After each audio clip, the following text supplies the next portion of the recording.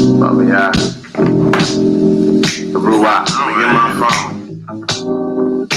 I don't really need this joint. I can do it because this is my soul. I put my soul may I decrease. You ain't I'm all in. Hallelujah. I'm all in. I'm all in. All the things I ask in the name of the Messiah. First off, Abiyah, want to thank you, Pop, for a sound mind, beating heart that hasn't yet stopped. Cause I knew it could have stopped when I pumped them rocks. And I knew it should have stopped. I'm running around with the Glock, smoking water, shooting dice through the Soundwood block. You kept me cool when it was hot. I was a fool in them spots, but I could move with the pot. Moving in and out, and I had plenty knots, and I had many thoughts, but I had many thoughts. Like what was we taught? But I had no one to talk. Mind clouded as I walked, with no motion, I was stuck, and my soul felt empty. Everything I loved was always there to tempt me, and I ate the fruit simply.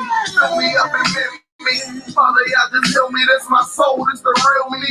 I don't want the riches, I just want your feelings. I know that you're the real thing. Praise to the real king. Father, this is me from the heart. You kept me while my flesh was tearing me apart. Couldn't see the devil's thoughts. In my mind, it was blinded. So much to repent for. How will I find the time, man? I don't want to see it rewinded. Judgment day, you'll remind me. I want to run and hide it. You see all, so you find it. I try to keep your laws and just walk and abide it. Get on your cloud and ride it. Father, I am striving. Y'all just guide me. I know that you got me, but how can I get you? All that you've been through, get it off your mental. Write it down with pencil or some other utensil. Tell them what you're into. Tell them about my issues. Tell them why I'm pissed too. Put down them pistols, you idiots, and just do everything I told you. Put that on Pro Tools. That would be so cool. And this is what I charge you. Your gift's not partial. All you said I'll do was for Javon Michael. Was soldier I fight through. And I'm telling what you might do when the spirit lights inside you. See crystals in my eye view. See the spirit that's inside you. Praying that it guides you to the kingdom where it lies to. Trying to have my eyes glued, my heart and my mind too. Set on having things where it flies to. Pray I make it in, even with all the bad stuff that I do. Yeah, please forgive me for that. All them nights fornicating, running around selling crack. Mind in the days, walking around strapped. No regard for my brother life, even though we black, just like me, situation trapped. Son of a slave, we got scars on our backs, bruised DNA, them slave ships was packed. 400 years later, and we way off track. Want help put it back through these tracks. Tighten up the screws, don't loosen up the caps. Through the music and the rap, and in Christ he was black. The Israelites are black and we're here to close the gap. Put your Yahweh on the map, praise Yahweh, sing and clap. He's the power, no slack, take no ish, no crap. This is fact, apostle like Acts, China's false doctrine up. With my axe, my scriptures in my backpack. Knapsack, full Javon Mike, but I'ma die. God came back, you understand that? Do you understand that? I was born Javon Mike, but I'ma die. I came back, do you understand that? I know you understand that. Hallelujah. We praise you, Yah. I repent, Hallelujah. I repent of everything I did. And I pray for my nation. You know what I'm saying? And I pray that they'll see. And I pray that they'll wake up. Wake up. I praise you, y'all. But you never forsake us. I look real dim right now. Praise. Why you doing? Yeah, man, that's our book. Wake up, Israelites. Wake up. Hey, Corey, we already got a rebel round. See what he going with first. He may be in the Greek. Nah, he coming in here with the mocking, his spirit off. Corey, ask Joshua James, get him out of here. Please get him out of here. His spirit off.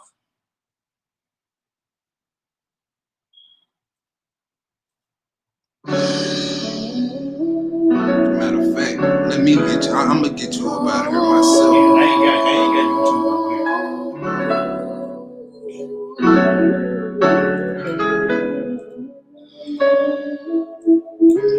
The tears into my eyes as I try to describe it. Holding me close as you wipe away my tears.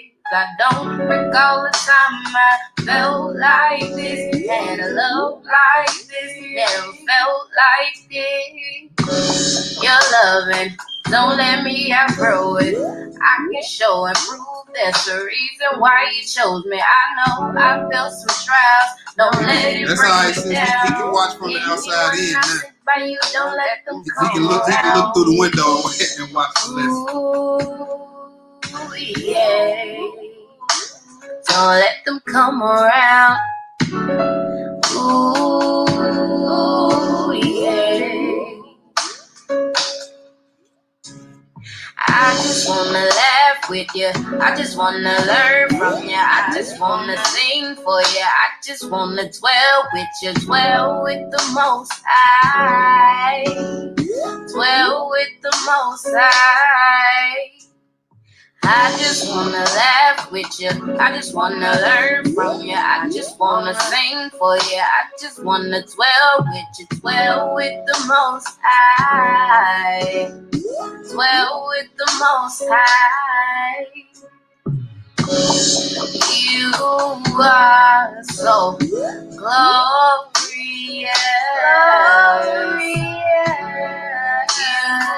You are magnificent. Loving you, can't get any better. Deserving you, I never knew, but you stuck through the weather. You always come on time. Blessings always arrive. Wasn't thankful, just always complaining. If I knew been what I knew now, there would be no explaining. But it's cool, I had to do what I had to do. Give to you. You. Hey, boy, that's getting real in the nut shade. know I love you. Yes, you know and you know I need you. I just wanna laugh with you. I just wanna learn from you. I just wanna sing for you. I just wanna dwell with you. Dwell with the Most High. Dwell with the Most High. I just wanna laugh with you. I just wanna learn from you. I just wanna sing for you. I just wanna dwell with you. Dwell with the Most High. Dwell with the Most High. You are so glorious. You are magnificent. Okay, loving you a long time can only make me greater. Serving you is on my mind. The flesh is stay debating, but it can't hold me down. Lift it up in scripture now. Walking through with faith, like why did I ever doubt you? I need you. I love you. I need you. I just wanna laugh with you. I just wanna learn from you. I just wanna sing for you. I just wanna dwell with you. Dwell with the Most High. Dwell with the Most High. I just wanna laugh with you. I just wanna learn from you. I just wanna sing for you. I just wanna dwell with you. Dwell with the Most High. Dwell with the Most High. You are so glorious. Guess what, Austin Powell? Saturn Day is no We ain't even started the lesson yet. Nah, you finna get booted out. You can watch from the outside in.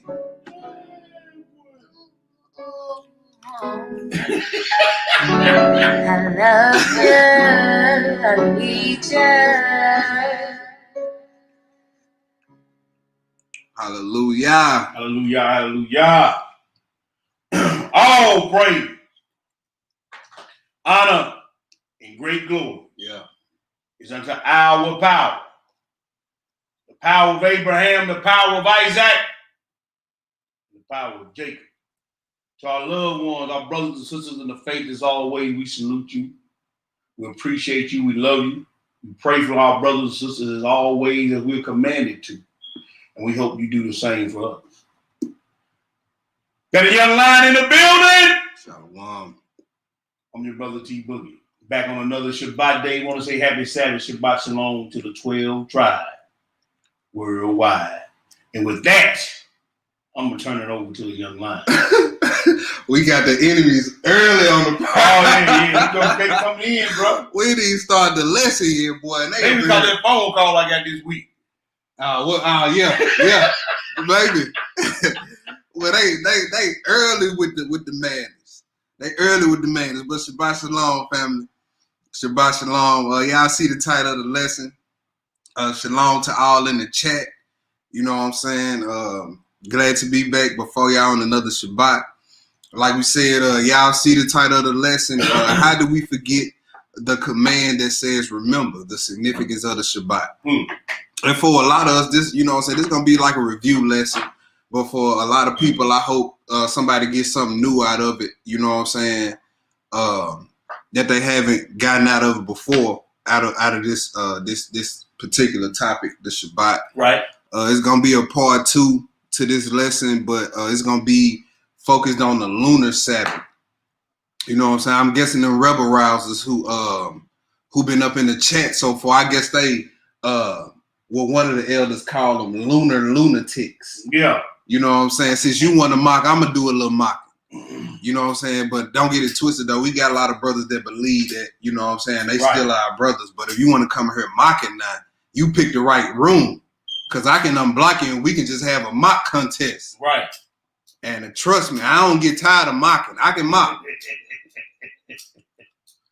So we're gonna get into it, the significance of the Shabbat. You know what I'm saying? A lot of people think, you know, especially a lot of Sunday church going family members, you know what they think about the Shabbat. Right. You know what I'm saying? We don't gotta do that, or they say every day is the Shabbat. You know what I'm saying? But if you want to know the true meaning of something or how something is truly supposed to be done, you got to go back all the way to the beginning. That's right. You know what I'm saying? Because over time, people add their little stuff to it. People twist the meaning to it. Right. You know what I'm saying? And it becomes distorted over time. So, you know what I'm saying? We're going to start this lesson at the beginning before man even got this thing. You know what I'm saying? That's how we're going to start, and we're going to end it in the bigger meaning of it, which is the 1,000-year millennial reign. That's right. You know what I'm saying? Well, we gonna rule, we gonna have handmaids and servants and all that. We're gonna get into it. But let's go on to the first spot. Okay. Let's go on to the first spot. Let's go to Sirach chapter 33. And in order to explain the significance of something, that means the thing you explained, it must have to be what? Significant, right? That's right. Right? So the Shabbat is significant, all right? So let's look at some stuff right here. In this Sirach 33, we're going to do 7 through 9. When you get it, go ahead.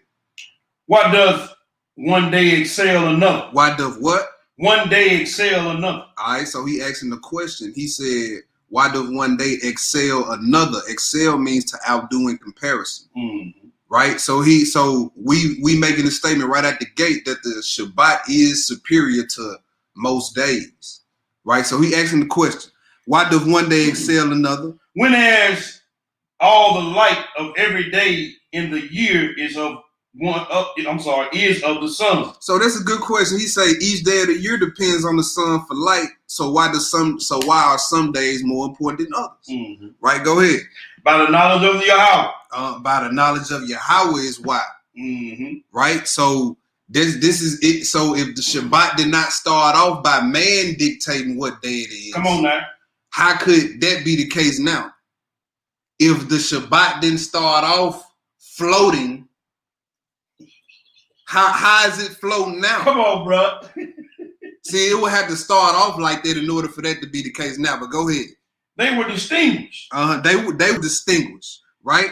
Go ahead. And he altered seasons and feasts. So now we seeing words like excel, And we seeing where it's like distinguish, which means to recognize or treat something differently than others. That's right.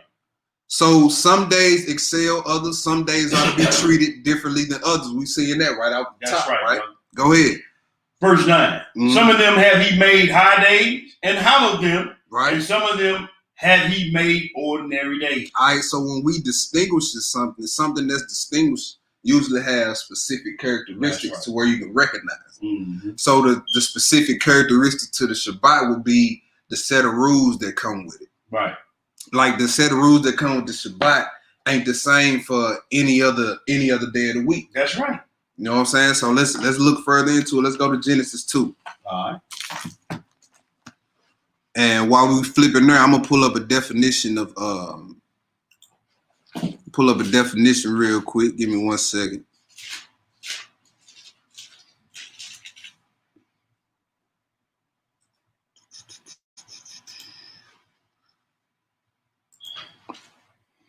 Let's look up 2 words real quick.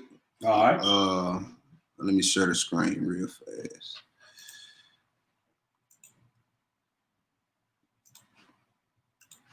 All right. We're gonna look up rest real fast. And that's 876.77. Look at what they say, y'all. Shabbaton. Shabbaton, right? Come on, man. It says Sabbath, outline biblical usage, Sabbath observance, Sabbatism of weekly Sabbath, of Day of Atonement, Sabbatical year, Feast of Trumpets, of first and last days of Feast of Tabernacles, all right? And then the Strong's definition, a sabbatism or special holiday, rest or Sabbath, Mm-hmm. all right? So now let's look at Sabbath, 76.76. And it says outline biblical usage, Sabbath, Day of Atonement, Sabbath year, week, produce, and Sabbath year. Mm-hmm. Strong's definition, intermission. Intermission, i.e. specifically the Sabbath, every Sabbath, all right? So we just wanted to look them 2 words up. You can interchange them as you please. So let's go to Genesis 2. Let's look at something in Genesis 2. We just gonna get a few verses here. Genesis 2. Let's get 1 through 3. Genesis 2, 1 through 3. Thus the heavens and the earth were finished, Mm-hmm. and all the host of them. Right. And on the 7th day. And on what day? The 7th day. The 7th day. So when you flip back to Genesis 1, you will see 6 days. Then right here we're reading about the 7th day. So it don't matter what day of the week you call it, morons. That's right. It's always been a 7-day cycle. No matter what, that's always been consistent. Don't the change. 7-day cycle. That's right. 6 work days, then the Shabbat. Okay? Go ahead. And on the 7th day, Yahweh ended his work which he had made. And he rested on the 7th day from all his work. And he did what? He rested on the 7th day from all his work. He rested which on he had made. He rested on the 7th day from all his work. What? So after he went to sleep? No. He just stopped. He just ceased from working. Go ahead. Verse 3. And Yahweh blessed the 7th day and sanctified it. And he did what? And sanctified it. All right. So the 7th day, this is before any man was created. So man still is not here to have influence on when the Sabbath day was, how it's supposed to be kept, when it's supposed to be kept, how long it's supposed to be kept. If it's supposed to float. If it's supposed to float or what. Man has no influence over this at the origin of it. Right. Okay, so let's look at the word we saw sanctified, right? That's right. Let me share the screen. Let's look at sanctified. Now pay attention to this definition because it's about to tell you a lot. It's about to tell you a lot. Stop. Share screen. All right, sanctified is 869.42 Kadash. Oh, yes, sir. Kadash. Let's look at the outline of biblical usage. To consecrate, right? Mm-hmm. Sanctify, prepare. Look at what sanctified. Look at how it's what it's telling you in reference to the Shabbat. So Come on, we see man. sanctify, we see prepare, Mm-hmm. we see dedicate, be hallowed, be holy, be sanctified, be separate, to be set apart, consecrated. Let's skip down to this one right here. Look at this one. To show oneself sacred. To show oneself sacred. Or what? Or majestic. Mm. To be honored, be treated as sacred. Mm. Look at this one. Let's look at this one right here. To set apart as sacred. Consecrate. Dedicate. Come on, man. Dedicate. It's another one. Here it is. This one down here. This is the one I want to get into. To keep oneself apart or separate. So if let's say you never read the rest of the book, all you had was Genesis 2, 1 through 3, and the definition of sanctified. What would you be able to tell somebody about the Shabbat? That's right. Well, I see something about prepare, so I'm gonna have to prepare for something. Mm-hmm. I see something about dedicate. There you go. You know what I'm saying? So I'm gonna have to dedicate. Well, am I have to dedicate time or what? You know what I'm saying? Like just act like you never read anything else but this.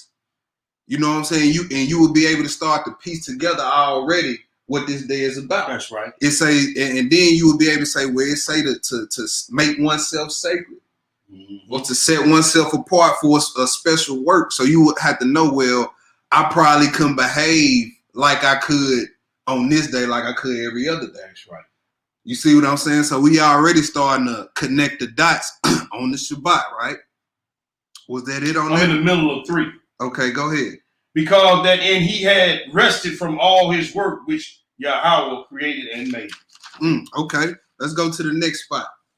Let's go to Jubilees in the pseudepigrapha. This is volume 2, by the way. Mm-hmm. Pseudepigrapha volume 2. And the morons that came up in the chat earlier, notice we ain't saying nothing about no Saturday, Friday, and Wednesday and all that. We using what? 7 days? 7 days. We ain't saying nothing about that yet. We using biblical or biblical terminology. We ain't using man's terminology. That's right. But we still dealing with the Shabbat before man was even created right now. Come on now. We ain't even got to Adam yet. Let's go to Jubilees chapter 2. Pick it up at verse 17. Jubilees 2 and 17. And if for anybody need the page number and pseudepigrapha volume 2, that is page 57. Mm-hmm. Pick it up at the 17th. Yep. And he gave us a great sign, the Shabbat day, so that we might work 6 days and observe a Sabbath from all the work on the 7th day. And he told us all of his angels of the presence and all of the angels of sanctification. Right. These 2 great kinds. All right. So the person that's speaking is actually one of the angels of the That's presence. right. It don't give a specific name right here, but brother. it just say one of the angels of the presence. So that's who's talking right here. Go ahead. That we might keep the Sabbath with him in heaven and on earth. So the Shabbat was already being kept. Come on, brother. It was being kept on earth. It was kept in the heavens. That's right. Right? Go ahead. And he said to us, behold, I shall separate for myself a people from among all the nations. Okay. And they will also keep the Shabbat. And I will sanctify them for myself. And I will bless them, just as I have sanctified and shall sanctify the Shabbat day for myself. Thus shall I bless them, and they will be my people. You see that? Go ahead. And I will be their Yah. That's right. So we keep seeing the word sanctified, which means to set apart, set aside, put a difference between. So the Shabbat is not to be treated like any other day of the week. Go ahead. And I have chosen the seed of your coat from among all that I have seen. And I have recorded him as my firstborn son, and have sanctified him for myself forever and ever. And I will make known to them the Shabbat day. And I will make known to them the Shabbat day so that they might observe therein a Sabbath from all work. That's right, from all work. Go ahead. And thus he created therein a sign which they might keep the Shabbat with us on the 7th day. So while we keeping this day, guess what's going on? That's right, brother. That's right, brother. You see what I'm saying? So already you can see, dang, if they was doing this in the heavens before man was created, we should still be doing this now. Come on now. Go ahead. To eat and drink and bless the one who created all things. You see what you're supposed to do on the Shabbat? To eat, drink, and bless the one who created all things. Go ahead. Just as he blessed and sanctified for himself a people who appeared from all the nations, so that they might keep the Shabbat together with us. And he caused their desires to go up as a pleasing fragrance, which is acceptable before him always. There were 22 chief men from Adam to Jacob, and 22 kinds of works were made before the seventh day. The former is blessed and sanctified, and the latter is also blessed and sanctified. One was like the other with respect to sanctification and blessing, and it was granted to the former that they should always be blessed and sanctified, ones of testimony, ones of testimony and the first law, just as he has sanctified and blessed the Shabbat day on the seventh day. All right, go ahead. He created heaven and earth and everything which is created in 6 days. And everything which he created in 6 days. Now, this is one of the problems with the so-called lunar Sabbath. Come on now. Now they base that Shabbat strictly off the moon. That's right. Now we got a problem. You got a big problem. Because the moon wasn't created until what, day 4? That's right. So what you going so on? How you count them days before the moon was created? But then, that's one problem with the doctrine. But we're gonna get into that part too. We're gonna get into that part too. But it say in 6 days he created everything in heaven and earth, right? That's right. Go ahead. Therefore he commanded concerning it that everyone who will do any work therein die. Do what? Die. Ooh, go ahead. And also whoever defiles it, let him surely die. Let him surely die. Go ahead. And you command the children of Israel and let them guard this day so that they might sanctify it and not do any work therein, and not defile it, because it is more holy than any day. It is more holy than any day. We read that in Sirach. Come on, bro. He said, why do some days excel others? Come on, bro. Then he say some days distinguish, hollow.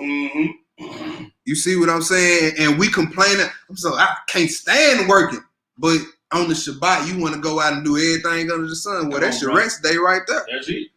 That's your day to decompress, catch back up with the world, do all that.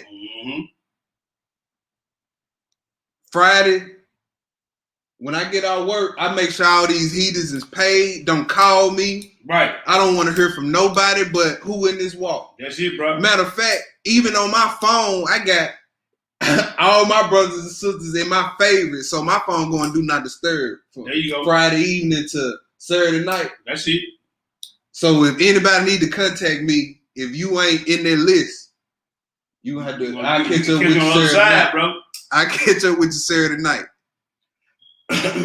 Immediate family and Yahuwah family only. That's Other than that, if you ain't them, I catch up with you out this over with. The Most High gave us a rest from everything that's not, you know what I'm saying, of him on this day. That's right. And we supposed to take full advantage of that. What verse we at? We're in the middle of 27. Go ahead. And everyone who pollutes it, let him surely die. Anyone who will do any work therein, let him surely die forever, so that the children of Israel might guard this day throughout their generations and not be uprooted from the land, because it is an holy day. You see that? And a blessed day. So we supposed to guard this thing throughout all our generations. Right. As long as there's Israelites, we supposed to guard and keep this day. Go ahead. And every man who guards it, keeps therein a Shabbat from all his work, will be holy. He will be holy and blessed always like us. And blessed always like us. Like an angel. That's right. Make known and recount to the children of Israel the judgment of the day, that they should keep the Shabbat their own and not forsake it in error of their heart. See, that's where you first start breaking it at. Come on now. How? That's right. He said, remember Sabbath. Already? That's right. Sun's still up? Go ahead. That they should keep the Shabbat thereon and not forsake it in the error of their hearts. Yeah, so we see this thing is just not a thing of showing it outwardly that you keeping it. It's a mind thing too. He wants you to keep this thing sincerely in your mind. Go ahead. We're going to touch more on that a little later. Go ahead. And make known that it is not permitted to do work thereon, which is unlawful, it being unseemly to do their pleasures thereon. Right. That's right. Go ahead. And make known that they should not prepare their own anything which it will be eaten or drunk, which they have not prepared for themselves on the 6th day. Right, because back then they had to use the fire. They didn't have address that microwave thing, man. They didn't have the luxury of a microwave or an electric stove. Address that, brother. Some people say, well, brother, you still using heat. Well, you don't know the difference between heat and fire. An electric stove, that's heat, right? Is that fire or heat? That's heat. He said don't kindle a fire. Now, if you got gas, you might be out of luck. But if you got a microwave, you good. If you got a microwave, you good. He said you can't kindle fire. And they couldn't go get gather nothing to eat because they didn't have electric stoves and microwaves. So they had to make a fire to cook. But go ahead. Which they have not prepared for themselves on the 6th day. Right. And make known that it is not lawful to draw water or to bring it in to take. Hold on, man. I gotta say this. Now some people say, well, brother, you can't even run your faucet. I'm not going out to no well, dropping no bucket down there, walking back to the house. You see what I'm saying? That's work.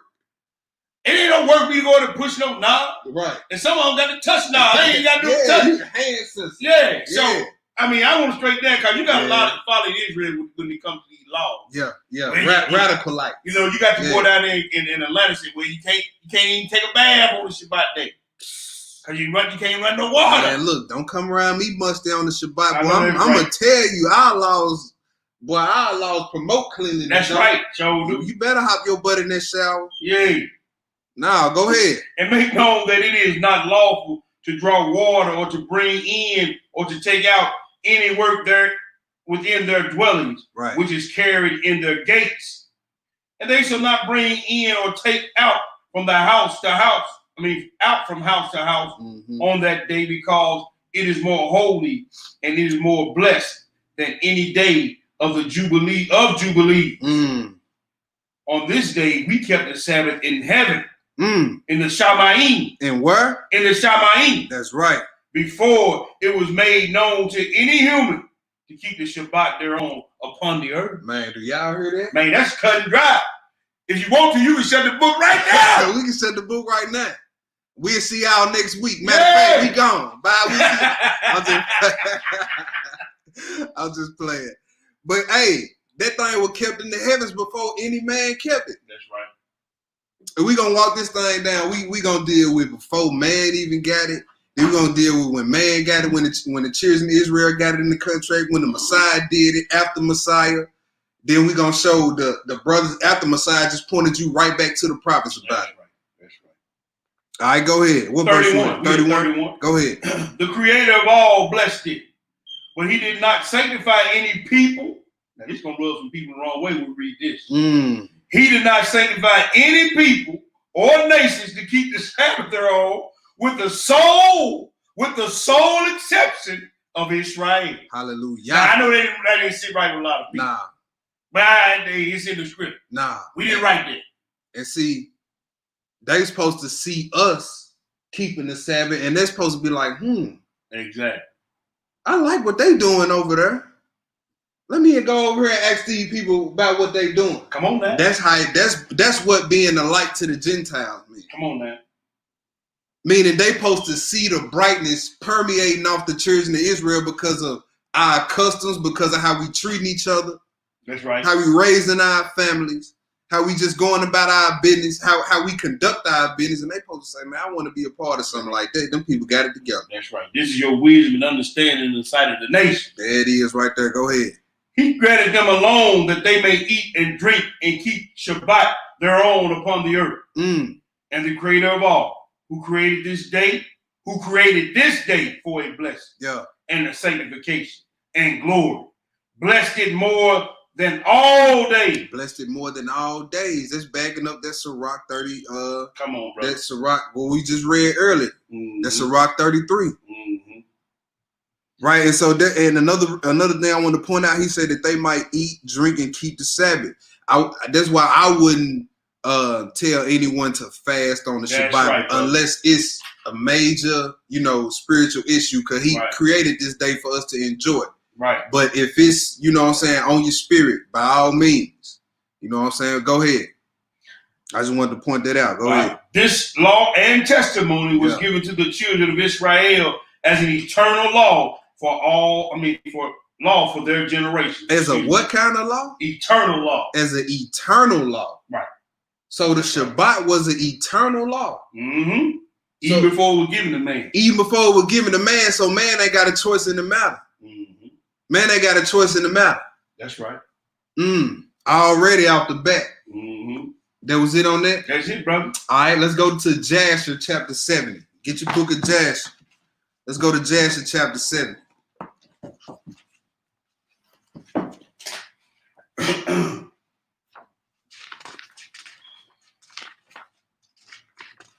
Jasher 70. It's safe to assume Abraham kept the Shabbat because the scriptures say he kept my commandments. And my statute. And it said he obeyed the word of my voice. That's right. When you obey the word, the voice of the Most High, that means anything he tell you to do, you do. You gonna get it done. That's all it is too. Then he got specific, and he obeyed my laws. Mm-hmm. So this law was already in the earth before Abraham was born. That's right, brother. So is it illogical to assume he kept the Shabbat? We can read in Jasher, he kept feast days. Come on now, I was just about to say that. All right, so let's get it. Let's go to Jasher 70, and let's look at verses 30. Look at verses 34 through 51. Verses 34 through 51. And he daily went forth and came into the land of Goshen, where his brethren and the children of Israel were. And Moses saw them daily in shortness of breath and hard labor. Oh, so Moses, he living in Pharaoh's house, right? He ain't out there getting the whip cracked across his back. You know what I'm saying? Moses was born, with what a lot of people would call with a silver spoon. Right. While his brothers, we in Goshen, you know what I'm saying, getting dead up. Working so hard every day. You say every day Moses saw and they was in shortness of breath. Go ahead. And Moshe asked them, saying, wherefore is this labor meted out unto you day by day? And they told him all that had befallen them, and all the injunctions which Pharaoh had put upon them before his birth. And they told him all the counsels which Balaam the son of Beor had counseled against them, and what he had also counseled against him in order to slay him when he was taking the king's crown from off his head. And when Moshe heard these things, his anger was kindled against Balaam, and he sought to kill him. He did what? He sought to kill him. Go ahead. And he was in ambush for him day by day. Yeah, see, Moses, he was a real leader. He was trying to get that dude one man. He was trying to get that Balaam. He was in that boy bushes every day looking for him. Yes, sir. Go ahead. And Balaam was afraid of Moses. And he and his two sons rose up and went forth from Egypt. And they fled and delivered their souls and betook themselves in the land of Cush. Yeah. Cacaneus, king of Cush. And Moshe was in the king's house, going out and coming in. And Yahweh gave him favor in the eyes of Pharaoh, and in the eyes of all his servants, and in the eyes of all the people of Mizraim. And they loved Moshe exceedingly. And the day arrived when Moshe went to Goshen to see his brethren. And he saw that the children of Israel in their burdens and hard labor, that Moshe was grieved on their account. And Moshe returned to Mizraim and came to the house of Pharaoh and came before the king. And Moshe bowed down before the king. And Moshe said unto Pharaoh, I pray thee, my Lord, I have come to seek a small request from thee. Turn not away my face empty. And Pharaoh said unto him, speak. And Moshe said unto Pharaoh, Let there be given unto thy servant the children of Israel who are in Goshen one day to rest therein from their labor. Also, Moses already had knowledge about a day of rest. You see what I'm saying? So we was getting work 7 days a week. That's right. Didn't have no off day. Didn't have no off day. Didn't have no time to be with your wife. Didn't have no time to be with your children. You wasn't getting paid at this point. And if you want to meet your quota, your children to get stuffed in the wall. Sure did, brother. So Moses go to Pharaoh asking for what? The Sabbath off, man. Let these folk get the Sabbath off, man. What's wrong with you? Go ahead. And the king answered Moshe and said, behold, I have lifted up thy face in this thing to grant thy request. And Pharaoh ordered a proclamation to be issued throughout Mitzrayim and Goshen. To all the children of Israel, thus said the king, for 6 days you shall do your work and labor, but on the 7th day you shall rest and shall not perform any work.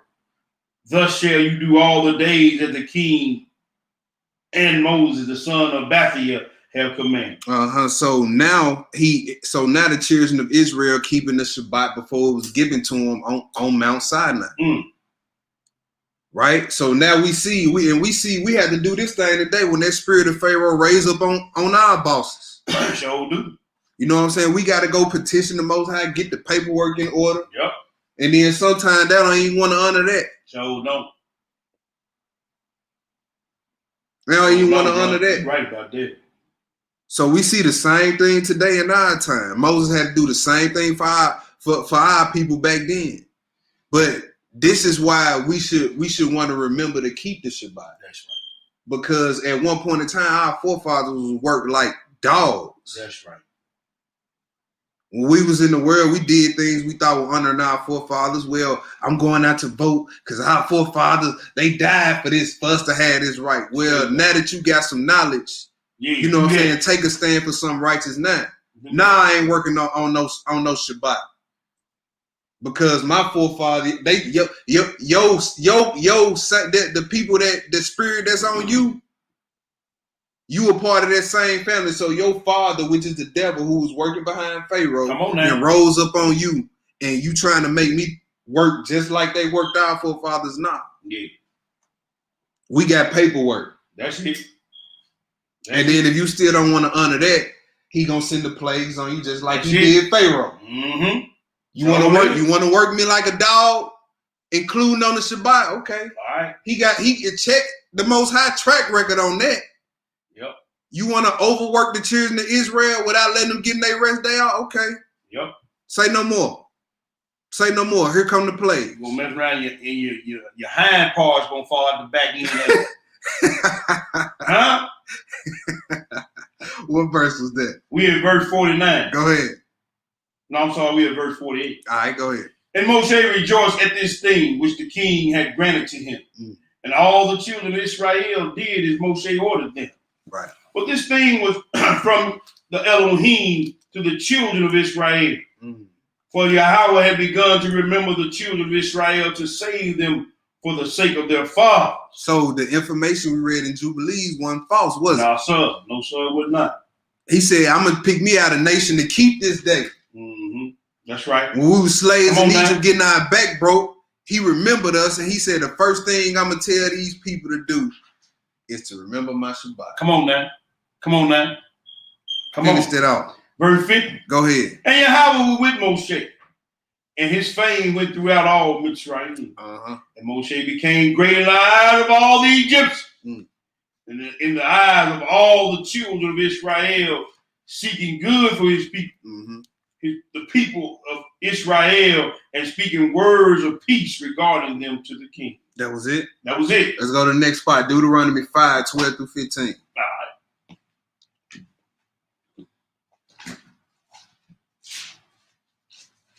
Deuteronomy 5, 12 through 15.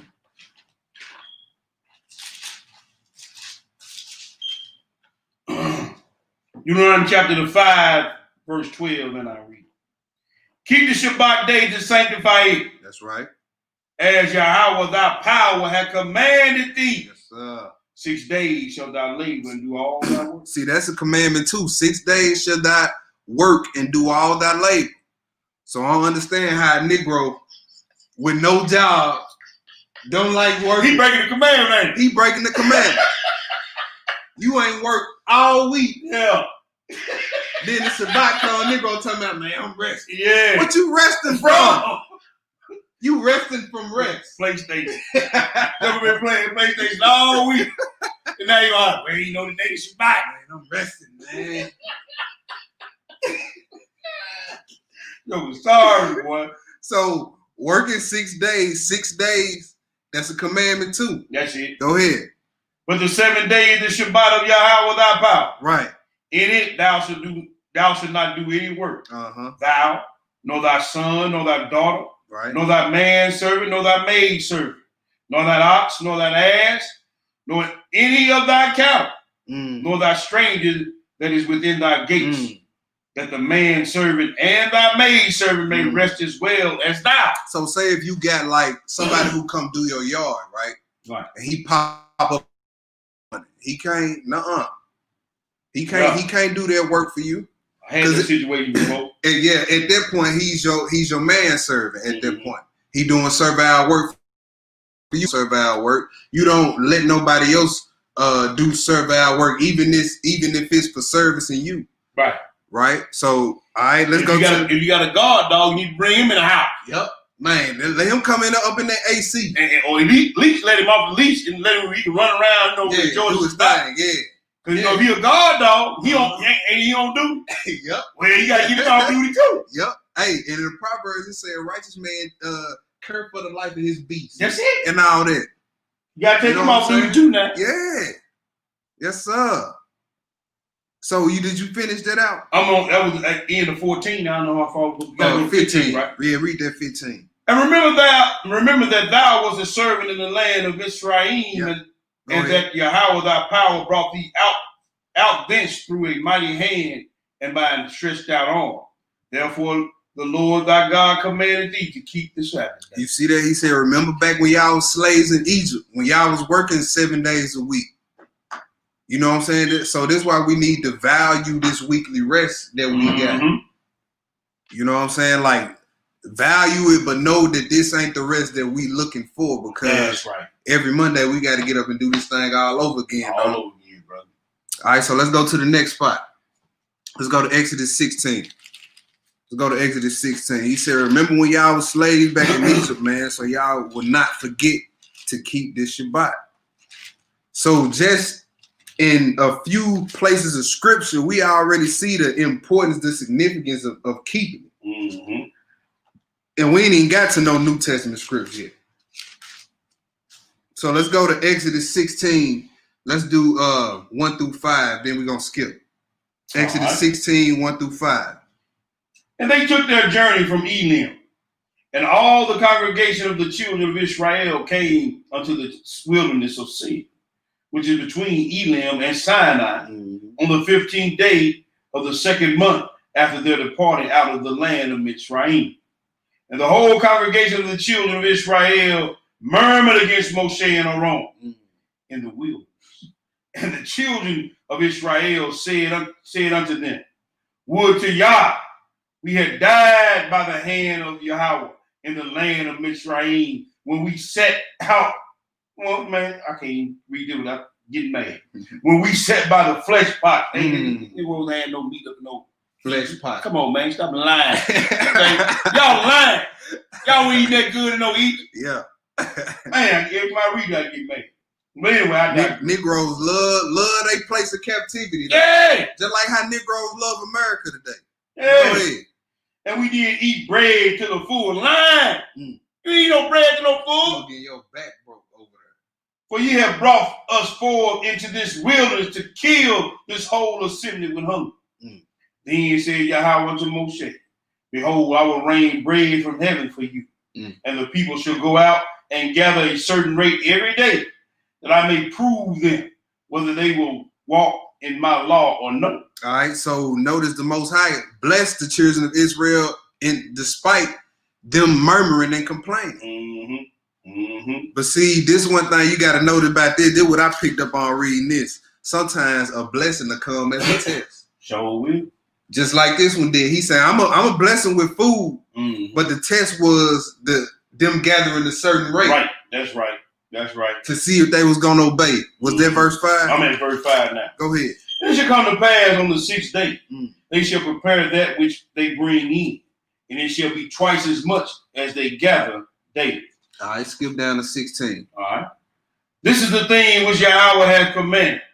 Gather of it every man according to his eating, and omer for every man according to the number of your persons. Take ye every man for them which are in his tents.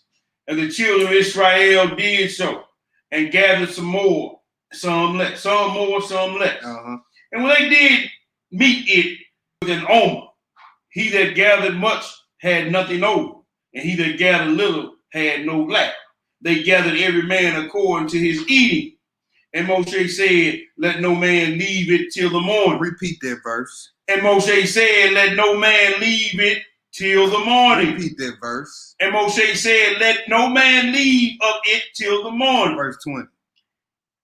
Notwithstanding, they hearkened not unto Moshe, but some of them left it until the morning, and it bred worms and stank, and Moshe was wroth with them. Now, if you can't read this verse and see that this is our people, you blind.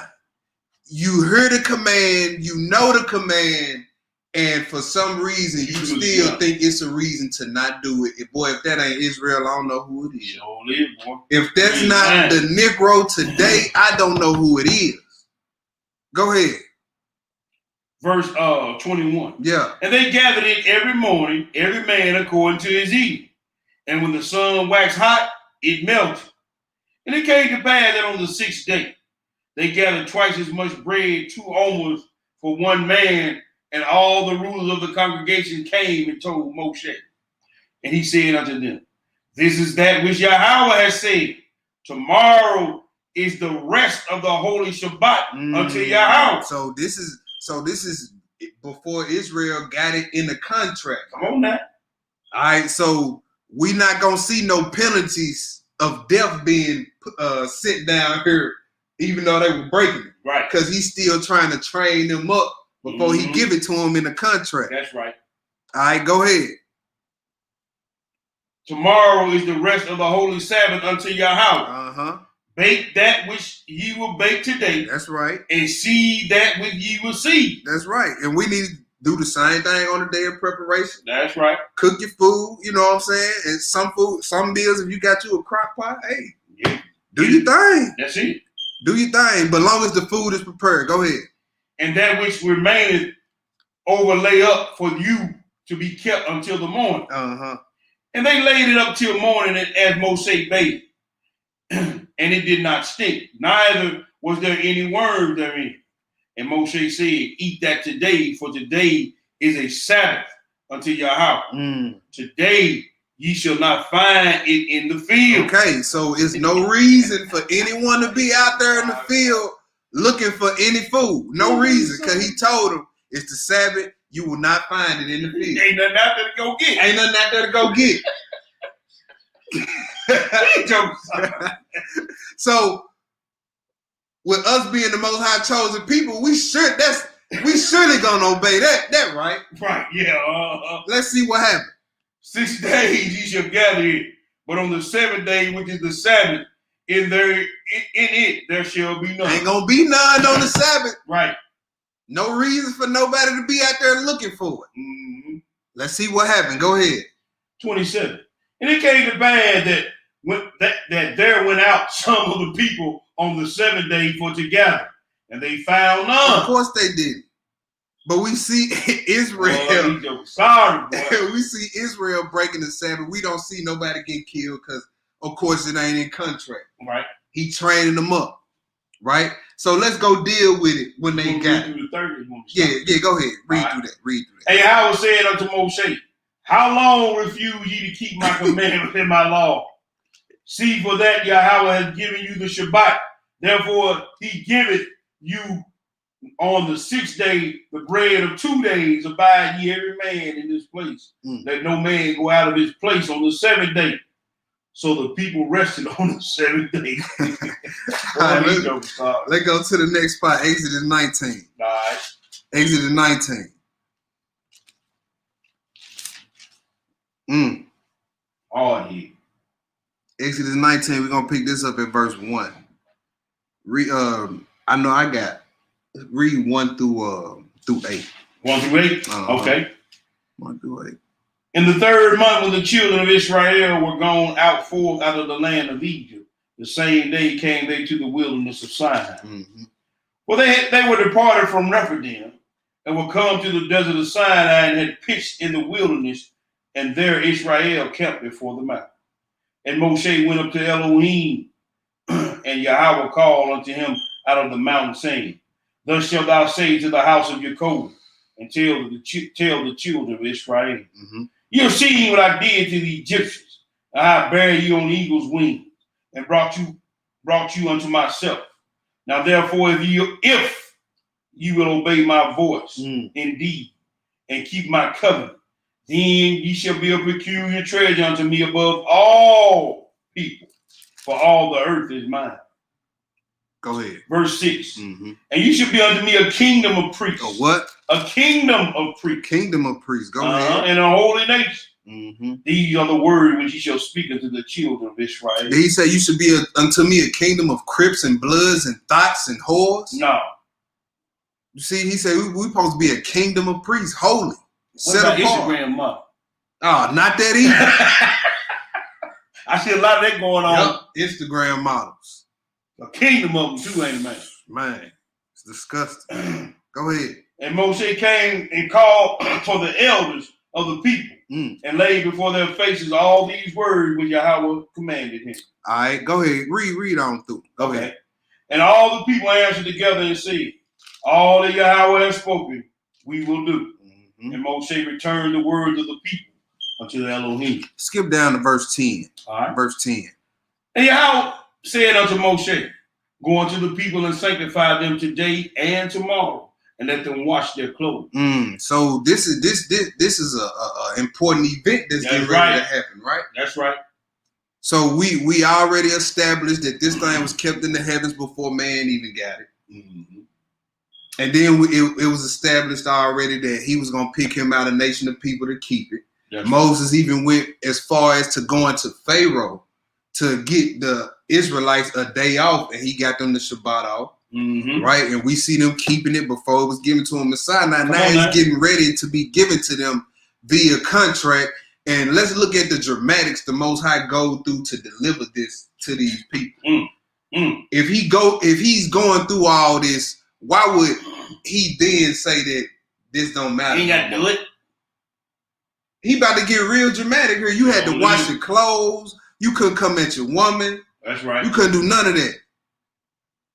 Go ahead. Verse 11. Yeah. And be ready against the 3rd day. For the 3rd day, Yahweh will come down in the sight of all the people upon Mount Sinai. And thou shalt set the bounds of the people round about, saying, Take heed to yourself that ye go not up into the mount, or touch the border of it. Whosoever touches the mount shall surely be surely put to death. There shall not an hand touch it. What verse you at? I'm in verse 13. Okay, go ahead. There shall not a hand touch it, but he shall surely be stoned or shot through. Whether it be beast or man, it shall not live. When the trumpet sounded long, they shall come up to the mountain. Moshe went down from the mountain to the people and sanctified the people, and they washed their clothes. And he said unto the people, Be ready against the 3rd day. Come not at your wives. All right, skip down to verse 17. 17? Yeah. And Moshe brought forth the people out of the camp to meet with Yahweh. And they stood at another part of the mountain. And Mount Sinai was altogether on a smoke. A what? On a smoke. Because Yahweh descended upon it in fire. All right, so now you got him descending down on the mountain. It's smoke on the mountain. It's fire. Go ahead. And the smoke thereof ascended as the smoke of a furnace. and the whole mount quaked greatly. Ooh, so now you got smoke, you got fire, the mountain shaking, Mm-hmm. it's lightning, thundering, it's trumpets blowing, So is. all to deliver the law. Come on now. Then you read Deuteronomy 33 and get another perspective. It said his angels, his thousands of his angels was there. So does, brother. And it say out of their mouths issued a fiery law. Mm. So all this is how he delivered Must be the important. commandments. Must be important. Would you do all this for something that wasn't important? Now, then you gonna do away with? That you gonna eventually do away with? No, sir. This major right here. Go ahead. Verse 19. And when the voice of the trumpet sounded long and waxed louder and louder, Moshe spake, and Yahweh answered him by a voice. And Yahweh came down upon Mount Sinai on the top of the mount, and Yahweh called Moshe up to the top of the mount, and Moshe went up. And Yahweh said unto Moses, go down, charge the people, lest they break through unto the Lord to gaze, and many of them perish. All right, let's skip down to Exodus 20. This is 10 Commandments. Pick it up at verse 8. All right. Pick it up at verse 8, read 8 through 11. We're just hitting this real quick. Remember the Shabbat day to keep it holy. To do what? Keep it holy. All right, so it says remember the Shabbat. How did we forget the commandment, the only commandment that say remember? And we forget it. Israel got a problem on it. Boy, go ahead. 6 days shall thou labor and do all thy work. But the seventh day is the Shabbat of Yahweh thy power. Right. In it thou shalt not do any work.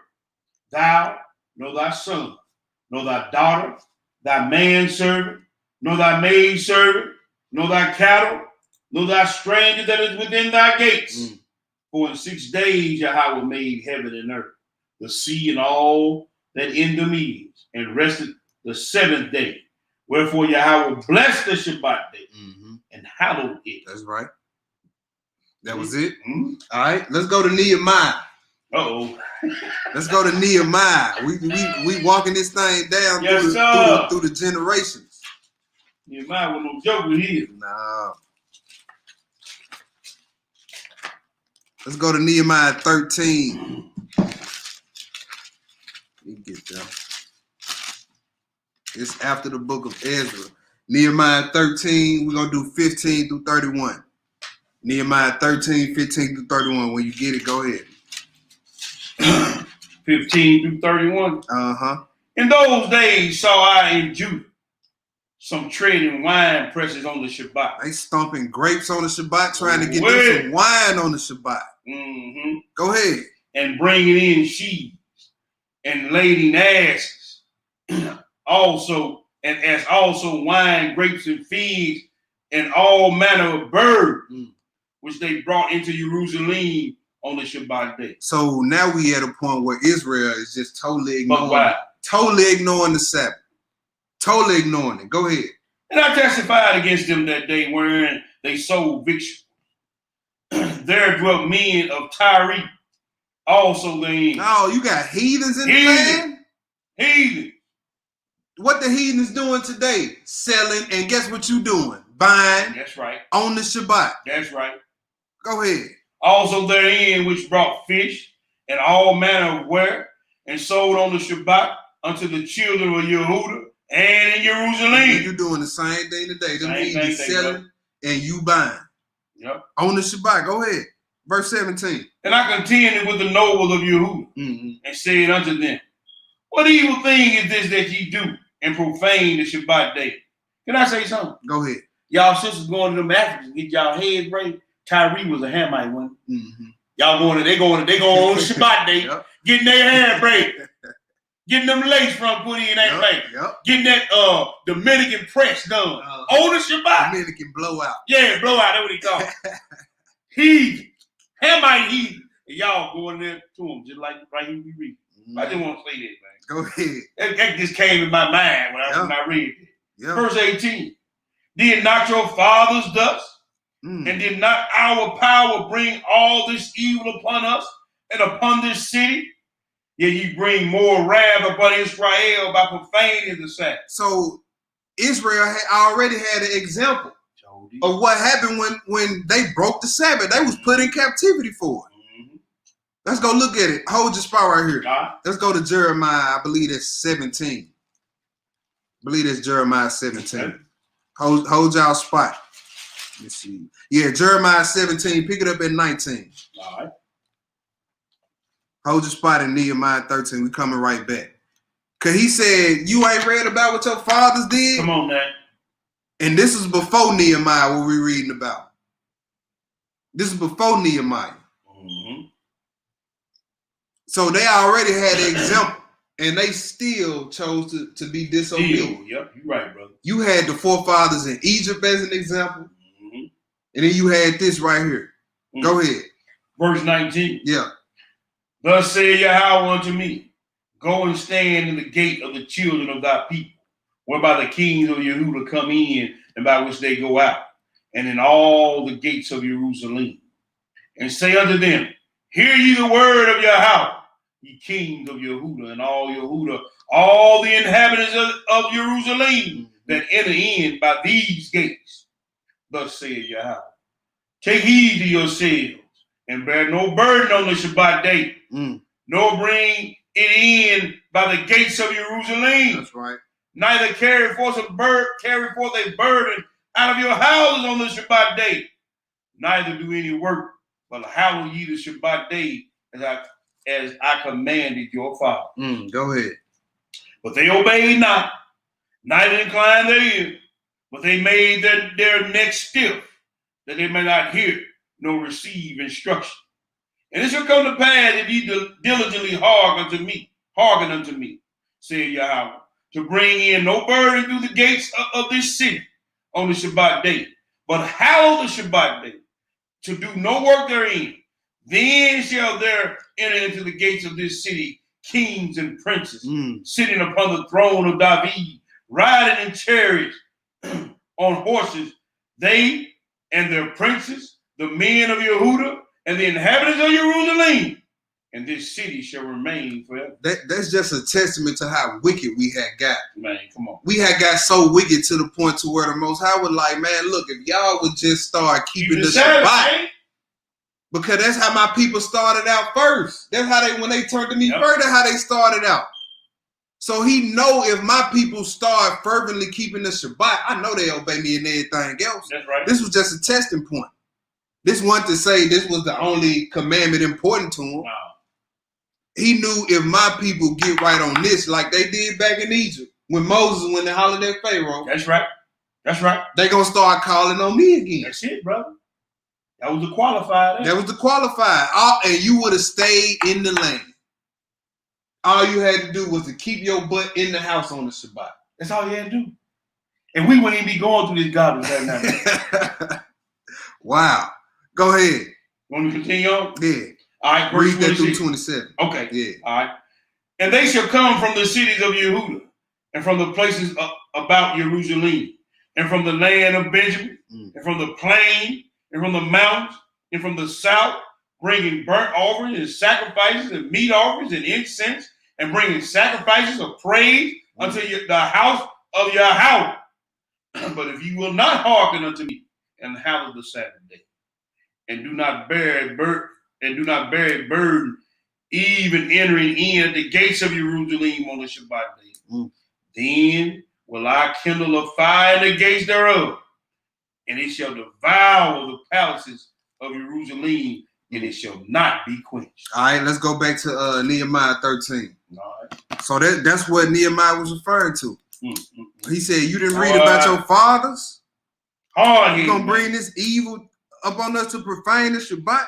Verse 19, go ahead. And it came to pass that when the gates of Jerusalem began to be dark before the Sabbath, I commanded that the gates should be shut, and charged that they should not be opened till after the Shabbat. And some of my servants said at the gates that there should no burden be brought in on the Sabbath day. Go ahead. So the merchants and sellers of all kind of ware lodged without Jerusalem once or twice. Okay, go ahead. Then I testified against them and said unto them, why lodge ye about the wall? If you do so again, I will lay hands on you. From that time forward, they came no more on the Sabbath. He said, man, why y'all hanging around this wall? That's right. If I catch y'all back around here, I'm going to punch your lights out. That's it. That's exactly what he said, brother. Y'all see the assertiveness and the seriousness that the brothers it, back brother. then who was taking a stand for the Most High, how they looked at the Shabbat? See, a heathen would read that and say he was going to pray for him. No, he said he's going to bust him upside the head. I'm going to punch your lights out if I catch you lodging around this wall again. Get away from here with that. That's right. Don't come knocking on my door talking about some Jehovah Witness. Yeah. Don't come around here with that. Go ahead. What verse 22. Was that it on that? That was 21. Did you want me to read through? Nah, that was it on it. We just dropped that right there. Let's go to the next spot. Let's go to Amos. All right. Let's go to Amos 8. So the Shabbat is not a light thing. No, sir. Let's go to Amos chapter 8. Amos chapter 8, let's do 1 through 8. When you get it, go ahead. Thus hath Yahweh thy power shown unto me. And behold, a basket of summer fruit. Now, when you look up that word summer fruit, and then you look up the word end in Hebrew, it's very similar. Very similar words in the Hebrew language. So what he getting at is that there's a end is very similar to the summer fruit, which was at the end of our harvest season, the whole harvest season before the cold months came. So he basically saying, this the end of y'all. This the end. It's gonna be the end of y'all. This the end of Israel. Right. Let's see why they had gotten to this point. Let's see why. Go ahead. And he said, Amos, what seest thou? And I said, a basket of summer fruit. Then said Yahweh unto me, the end is come upon my people right here. And I will not again pass by them anymore. Oh, man. And the songs of the temple shall be a howling in that day. Yeah. Said Yahweh, our power. There shall be many dead bodies in every place. They shall cast them forward with sighs. Hear this, O ye that swallow up the needy, even to make the poor of the land to fail. What they saying? Saying, when will the new moon be gone? Dog, it's 8:30. The sun still ain't down. Come on, man. Come on, man. Dog.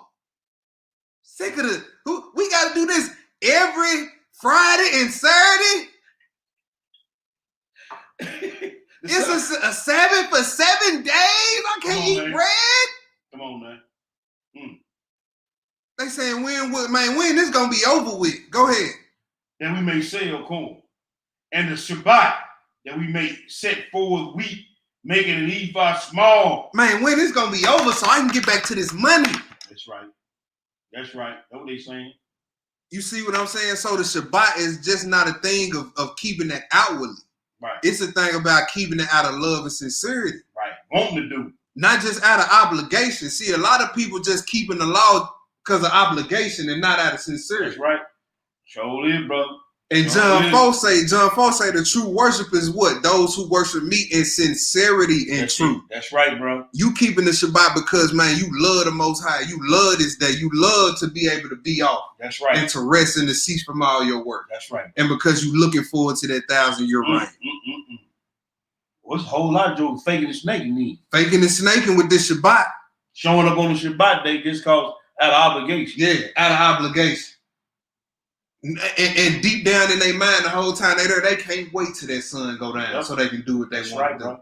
That's so right. That's a whole lot. Whole time they sitting there, dang, how many scripts this nigga got? Yeah.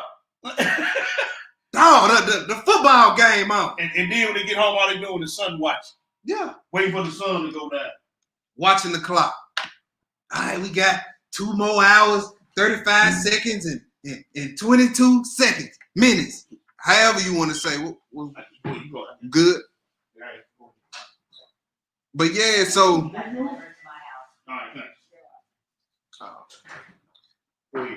Oh, okay. Well, I'm waiting on you. Oh, okay. So we can pick back up. But yeah, so they saying they waiting for the Shabbat to be over with.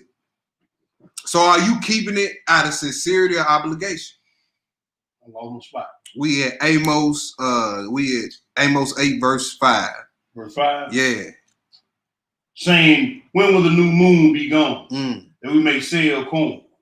And the Shabbat, that we may set forward wheat, making the ephah small, and the shekel great, and the falsifying of balances by the sea. So you can't wait till the Shabbat over to do sin. Yeah. Falsifying the balances by deceit. Go ahead. That we may buy the poor for silver and the needy for a pair of shoes. Mm. Yeah. They sit and sell the refuse of wheat. I'm at verse 7, right? Yeah. Mm-hmm. Yahweh has sworn by the excellency of your code. Surely I will never forget any of their works. Mm. Shall not the land tremble for this, and everyone mourn that dwelleth therein? And it shall rise up wholly as a flood, and it shall be cast out, drown, and it shall cast out and drown as by the flood of Egypt. So do you see a judgment came down for that mindset, for being in that mindset on the Shabbat? Mm-hmm. Mm-hmm. Mm-hmm. You steady peeking out the windows, about to turn your blinds up every 5 minutes, looking out the window, looking to see if the sun down. You ain't finna do nothing but go commit wickedness. That's right. Let's go to the New Testament finally. Matthew 5. Mm-hmm. Let's go to the New Testament. Matthew 5, 17 through 20. Matthew the 5. Yep. 17 through 20. Water. Matthew the 5, verse 17. Yeah. Think not that I am come to destroy the law or the prophets. Mm. I am not come to destroy, but to fulfill. He said, think not that I am come to destroy the law or the prophets. He said, I've come to fulfill. Go ahead. That's right. For verily I say unto you, till heaven and earth pass, one jot or one tittle shall in no wise pass from the law, till all will be fulfilled. That's right. Go ahead. Whosoever therefore shall break one of these least commandments, and shall teach men so, he shall be called the least in the kingdom of heaven. Mm. So if you around here talking about, so, well, we ain't got to do the Shabbat no more. I can't tell you. We ain't got to do that no more. If you've been watching this video and you still think that by now, something wrong with you. And the New Testament just going to confirm, and guess what? The New Testament going to send you right back to that old. Go ahead. But whosoever shall do and teach them, the same shall be called great in the kingdom of Shamayim. That's right. Go ahead. For I say unto you, that except your righteousness exceed the righteousness of the scribes and Pharisees, you shall in no case enter into the kingdom of Shamayim. That's right. All right, let's go to the next spot. Luke 4. Luke 4. Mm-hmm. Luke 4. See, Christ right there, he said he fulfilled. Man, he made it more binding. I don't know what you talking about. Nah, you can't fake it till you make it on the Shabbat. No. He made it more binding. I don't know what you talking about. Luke 4. Luke 4, 16 through, let's do 22. 16 right. through 22. Go ahead. And he came to now, where he had been brought up. And as his custom was, his what? As his custom was. His what? His custom. His custom. Custom is a habitual practice. That's right. A practice that's a habit, basically. Mm-hmm. So it says his habit was what? He went into the synagogue on the Shabbat day. On the what day? The Sabbath day. All right, let's get that. Finish that out. I'm gonna pull it up. And stood up for it to read. And stood up for it to read. Now let's see if Shabbat mean the same thing in the new as it do in the old. Let's see if it now says, which is now the first day of the week, which we know as Sunday. Let's see if it say something like that. It should. Which is the day after the full moon floats 7 more days. It should say something like that, right? Let them tell it. Come on, bro. Stop, please. Let me share the screen. Share the screen. Luke 4. And y'all need to stop trying to go in Enoch and trying to justify it, because you can't read that. And what I don't like is how brothers blame the spirit. Like the spirit don't lead you to error. Nah, bro. You know what I'm saying? Brothers will sit there and claim, well, man, this is where the Lord and led me. Bro, it's searched that we can clearly go in the scriptures and see this is not a valid doctrine. So the spirit, that one, the most high spirit one leads. So what that the spirit of error. The name of two spirits. The spirit of truth and the spirit of error. And guess ain't what, no in between. And guess what lies in the middle of both those? Man's conscience. That's it. Man's conscience. And the spirit of truth know the deep things of the Most High, so it ain't gonna lead you to error. Come on, bro.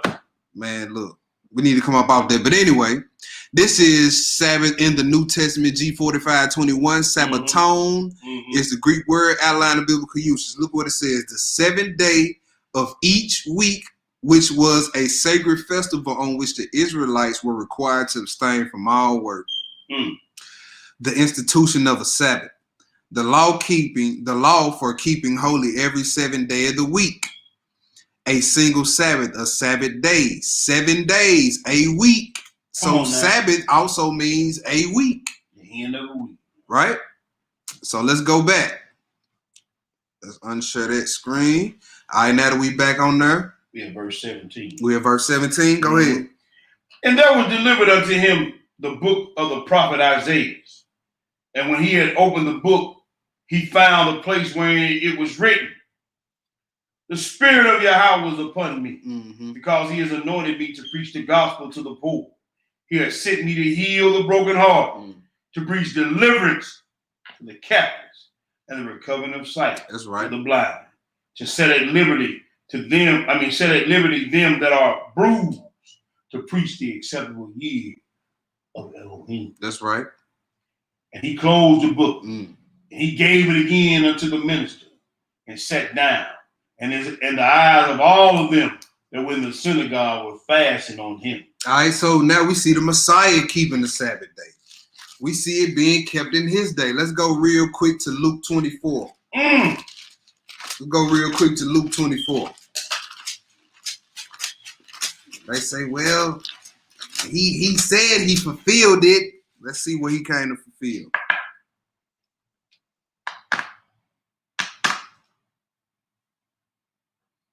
It should work. It should work the same way as the sacrifices. He came to fulfill the sacrifices, so therefore the sacrifices right now is inactive. We don't have to do those. Come on now. So he fulfilled the Sabbath day. We shouldn't have all these scriptures in here. Come on, bro. Pointing to us still having to do it. We shouldn't have to do it. Okay? Let's see what the Messiah came to fulfill. Let's kill that fallacy. Luke 24, 36 through 45. And as they spoke, as they thus spake, Yeshua himself stood in the midst of them and said unto them, peace be unto you. He just popped up on them. They standing there. Messiah just popped up on them. Go ahead. And they were terrified and affrighted and supposed that they had seen a spirit.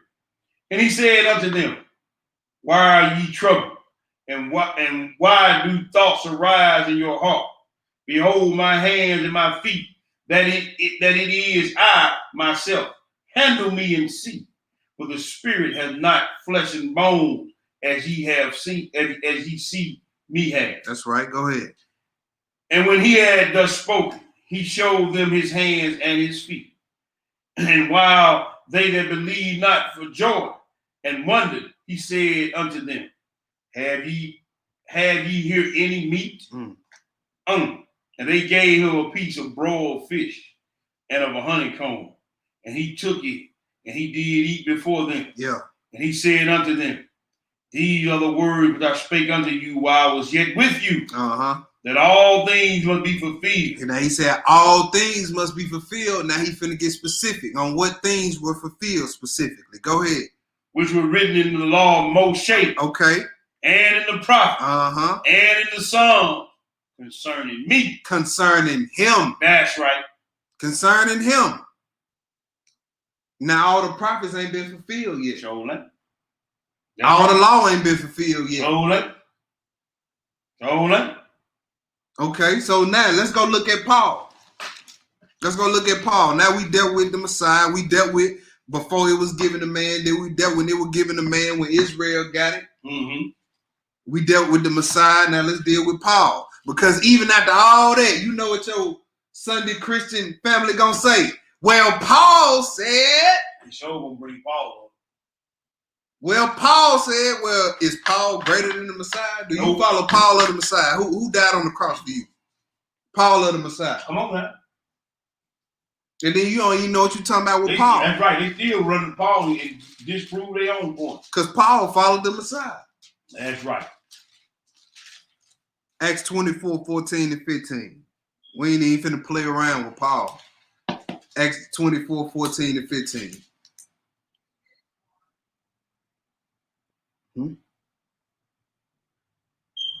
Oh, no. I'm sorry. Before we do that, Matthew 12. I'm sorry. Matthew 12. Appreciate that.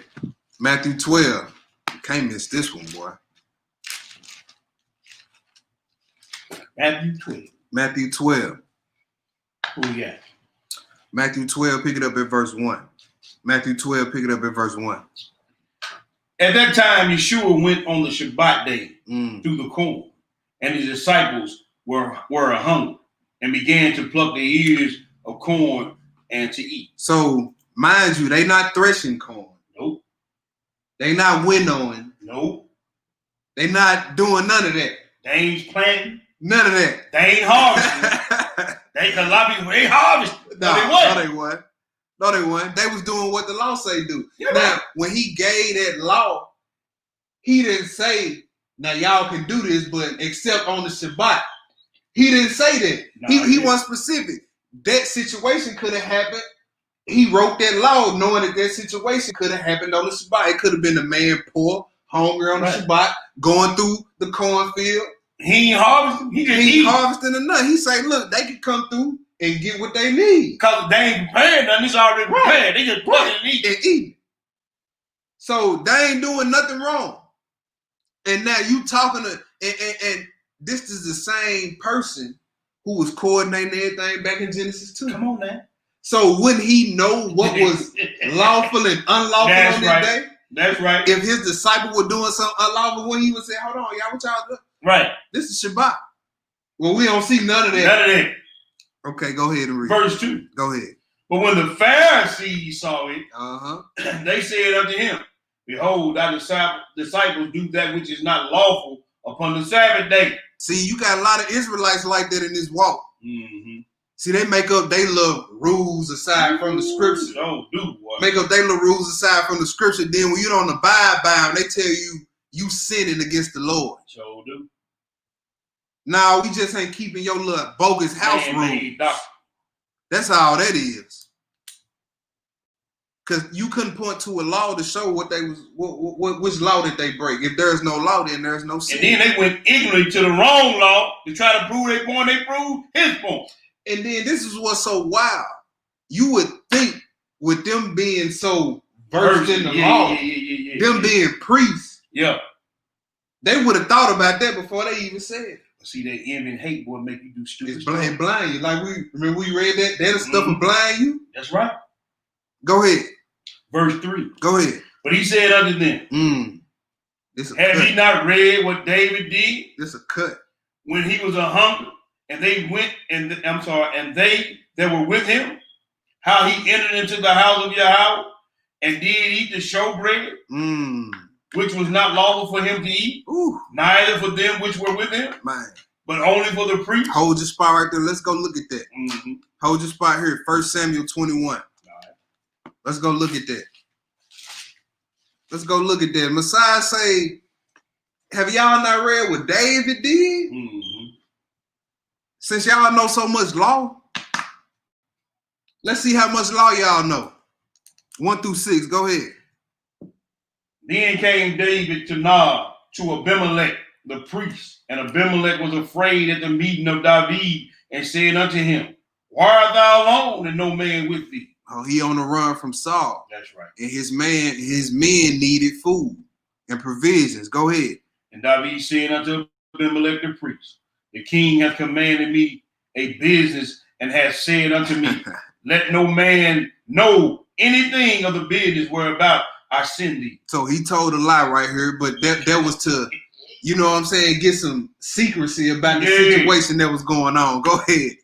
And what I have commanded thee, and I have appointed my servants to such a place. Now, he didn't say what king. Right. So really, they don't know who he's talking about. He's talking about the master. Right. But he just laid it down like this. So yeah, so he gonna give himself up. Yeah.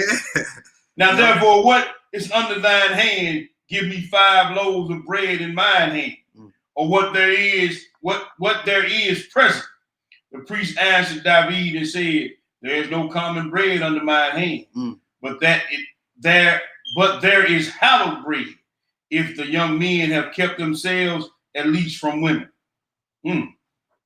That's something else right there. But anyway. And David answered the priest and said unto him, of a truth, women have been kept from us about these 3 days since I came out, and the vessels of the young men are whole, and the bread is in a manner common. Yeah, though it was sanctified this day in the vessel. So the priest gave him hallowed bread, but there was no bread there but the showbread that was taken from before Yahweh to put hot bread in the day when it was taken away. All right, let's go to the holy spot. Let's go to Leviticus 24. That's cold there. But let's see that was what the showbread that was on the way out though. Yeah, that was the old. He gave David the old showbread. Yeah, the old showbread. Because you had to keep it fresh. Fresh every day. Right? You couldn't have the showbread sitting up there. It got mold on it. No, you had to keep that fresh. Every day had to be changed out. Let's look at Leviticus 24 to see what day this was. Let's see what day this was. All praises. Let's see what day this was. Leviticus 24. Let's read 5 through 8. Okay. 5 through 8. Let's see what day this was. Because he changed the showbread, right? He was changing it out. Let's see what day it had to be changed. And this is why the Messiah brought this up. And you would think the priest would have been hip to this. Right. Hip to this example. So even the priest back then who gave David the showbread understood what the Messiah was trying to tell the Pharisees then about the Shabbat. Come on, man. About what? Okay, necessity on the Shabbat needs to be addressed. Come on, brother. If your household has a necessity on the Shabbat, you have to address that. Come on, man. As the head of that household, you're not supposed to let your child sit up in a boo-boo diaper. It ain't no more diapers up in the house. It's a Shabbat. Would you sit in some drawers full of boo-boo to the Shabbat over with? Where's the Shabbat? Look, ain't no more milk in the house for the baby. But you have to wait till the sun go down. Ooh-wee. You know you're gonna be short at the end of the month when them bills come up. That's right. Might have to do what you had to do on the Shabbat. One of these Shabbats. You know what I'm saying? Lord gonna bless me. Hey, ain't that what they do? That's what they do. You got to put in some work too. That's it, brother. Faith and works. Come on now. Faith and works. So even Ahimelech, the priest back then, he gave David the showbread because he understood. That's right. Necessity on the Shabbat. That's right. But he wanted to make sure they were clean. He said, wanted to make sure they were clean. Man. Yeah. And then when you read the next chapter over, you find out that he actually inquired of the Lord before he did it.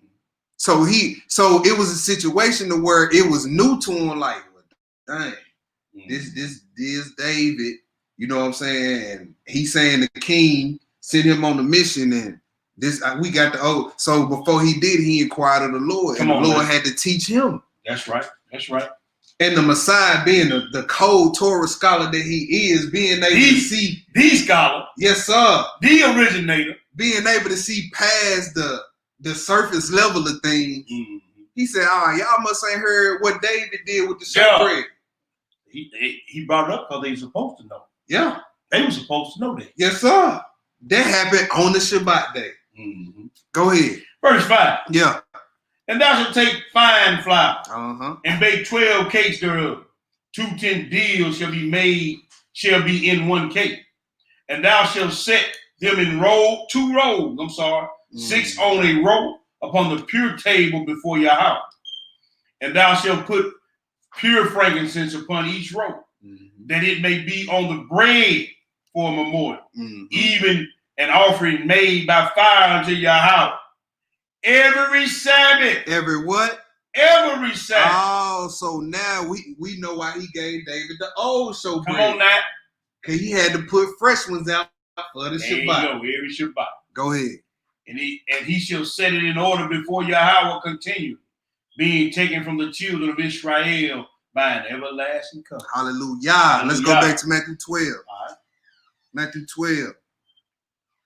What verses we at on We that? are at verse 5. Go ahead. Or have ye not read in the law Mm. how that on the Shabbat days the priests in the temple profane the Sabbath and are blameless? When you go note down Numbers 28, 9, and 10. They had to prepare sacrifices. That's Keep work. the fire going. Keep the fire going. That's work. They had to kill the animal too. Kill the animals. But look, that was for what was necessary at the time of temple service. That's it. Because the temple service and the sacrifices was a link for man to be atoned and clean enough to come fellowship That's right, bro. with the presence of the Most High. That's right. So again, we see necessity on the Shabbat needs to be taken care of. That's it. Right? Go ahead. Verse 7. Yeah. No, I'm saying verse 6. Okay, go ahead. But I say unto you that in this place is one greater than the temple. Mm. But if ye had known that which this meaneth, Mm-hmm.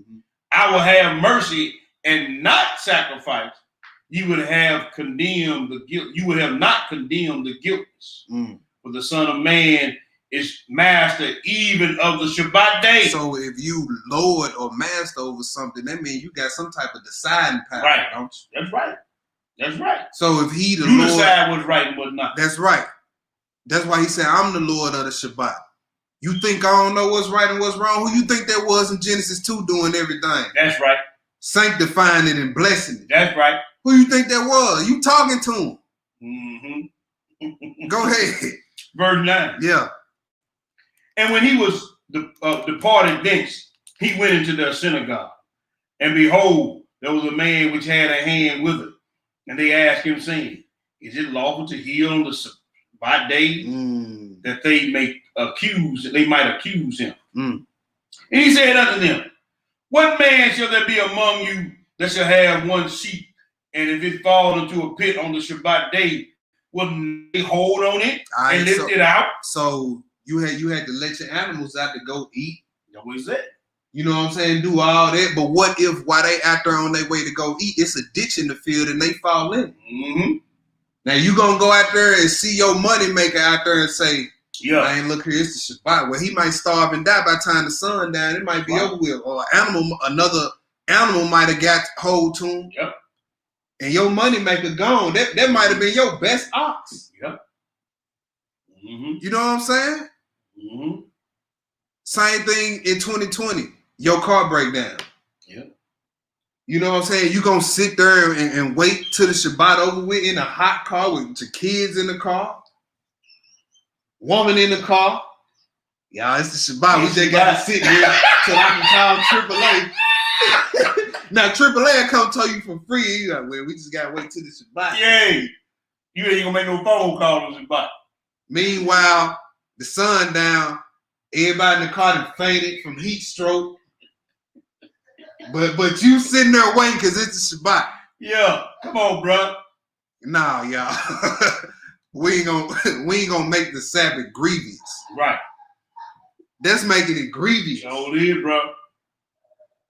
You know what I'm saying? You might have got off late on the day of preparation, so you couldn't go to the grocery store. Mm-hmm. You probably couldn't, you know what I'm saying, get enough groceries for the little short leggers to munch on all day to keep them quiet and busy throughout the day. And now you sitting up there starving because you saying, well, it's the Shabbat. Well, the Shabbat, then now you making his law grievous. Because you're not even going to be thinking about the Shabbat. Right. You're going to be thinking about your flesh. Right. Kids hungry, you hungry. Everybody arguing on the Shabbat. Man on the Shabbat. Till ain't no food in the house. And your only comeback to your rib is, you just need to wait till the sun go down, woman. Oh, boy. No, man. Mm-hmm. Don't make this thing grievous. That's right. It wasn't supposed to be grievous. It was made, what we read earlier, to eat, and to drink, and to bless the one who created all things. That's a part of keeping the Shabbat, to eat and to drink. That's right. Go ahead. Verse 12. Yeah. How much then is man better than a sheep? Wherefore it is lawful to do well on the Sabbath day. It's lawful to do well. Now let me ask you this, because this scenario presented itself, it has to me before. Right. Now you on your way to class. Right. You see a homeless sister standing out there. Right. Stop over there and go grab her something to drink. Mm-hmm. Well, Lord, I'm gonna be spending money. Well, what the master say? It's lawful to do good. The master that know what's lawful and unlawful. What did he say? It's lawful to do good. It's lawful to do good. It's lawful to do well on the Sabbath day. That's a good deed. That's she could have been at the point of death. Yep. Dehydrated for most of it. Could have been at the point of praying to the Lord and said the Lord didn't answer her prayer. She was gonna be through with God. Yep. And see, that's what we talking about. Not only obeying the laws, statutes, and judgment, but that's what he talking about, obeying my voice. Mm-hmm. See, everything he tell you to do might not be outlined in thou shalt not, thou shalt not, thou shalt not. But that's you hear that little voice telling you to do something righteous all the time. Right. That's it, bro. Man, just send a text to your brother telling you love him. Mm-hmm. Mm-hmm. Send a text to sis, check on him. That's it. That's obeying the voice of the Most High. That's right. That ain't outlined in thou shalt not, thou shalt not, thou shalt not, is it? But they're doing the work of your father Abraham. He said, Abraham, this heard my voice. That's right. Kept all my commands. That's right. That's right. So if we just keeping law, statutes, commandments, are we obeying that voice too? Come on now. Where we at? We at verse 14. Verse 14. I'm sorry, verse 13. Go ahead. Okay. Then says he to the man, stretch forward thy hand, and he stretched it forward, and it was restored whole like as the other. All right. Then, that's it on that? That's it on that. Let's go to the next part, Acts 24. Let's pick it up a little bit. All right. Let's pick it up a little bit. We in that home stretch. We in that home stretch, y'all.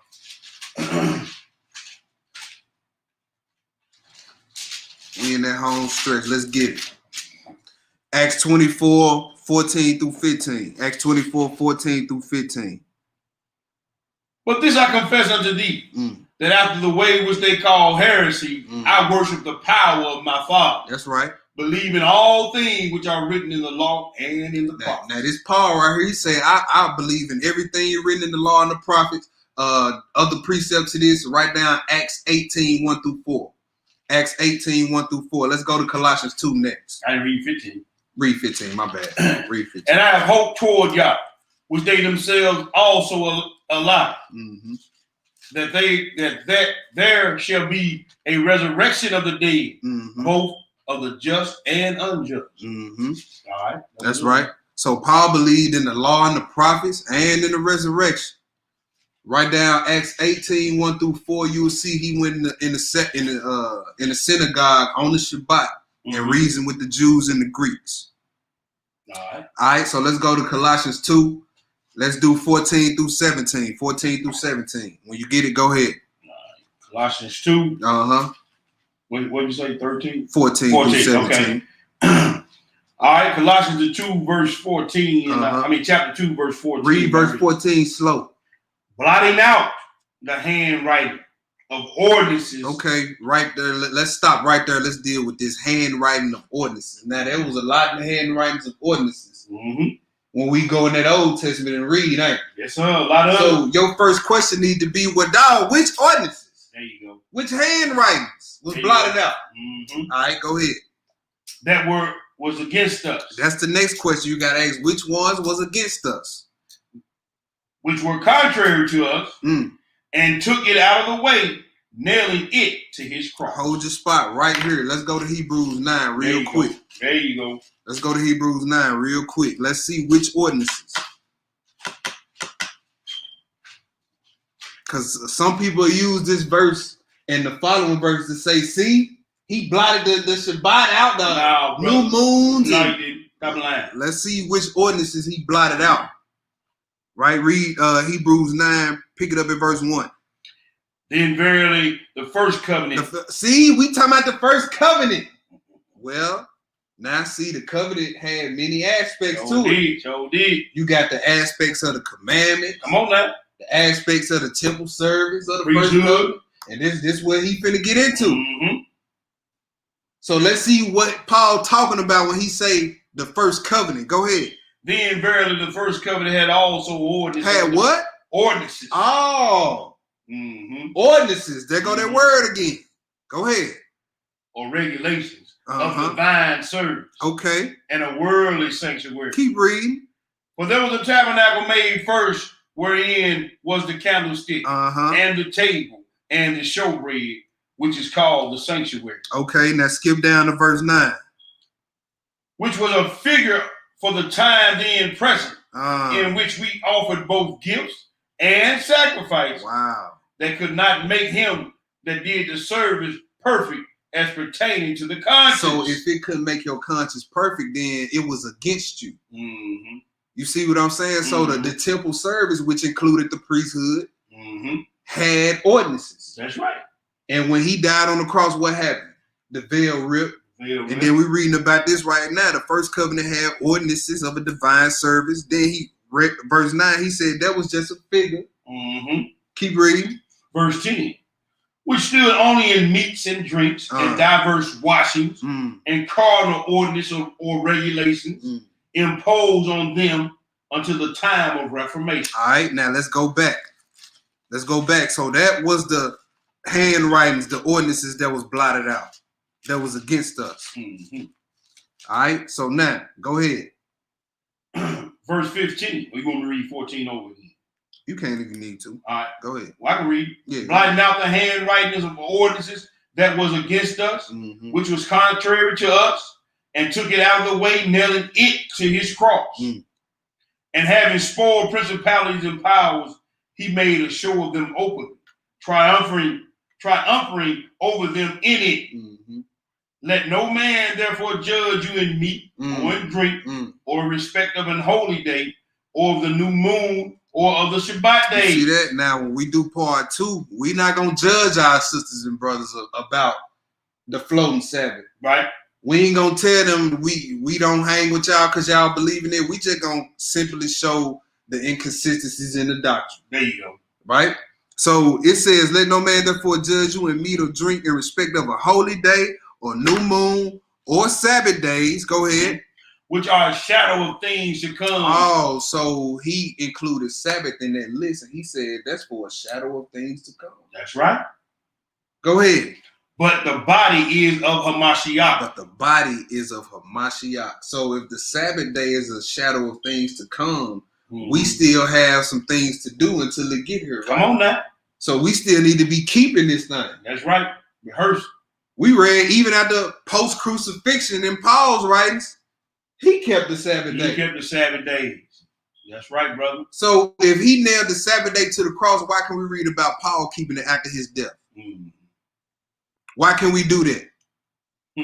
Why can we read in Colossians more Paul's writings and he said that the Sabbath is a shadow of things to come? That's right. Why can we read that? Let's go to the next spot. Revelation 20. Let's go see what the things to come. Let's go see what it is. Revelation 21 through 6. Revelation 21 through 6. And I saw an angel come down from heaven, having a key of the bottomless pit and a great chain in his hand. Yeah. And he laid hold on the dragon, that old serpent which is the devil and Satan, and bound him 1,000 years. Okay. And cast him into a bottomless pit, and shut him up, and set a seal upon him, that he should deceive the nations no more, till 1,000 years should be fulfilled.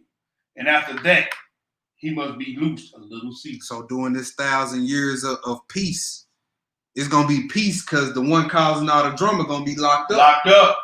Right? What else? Let's see what else going to be happening. And I saw a throne, and they that sat upon them, and judgment was given unto them.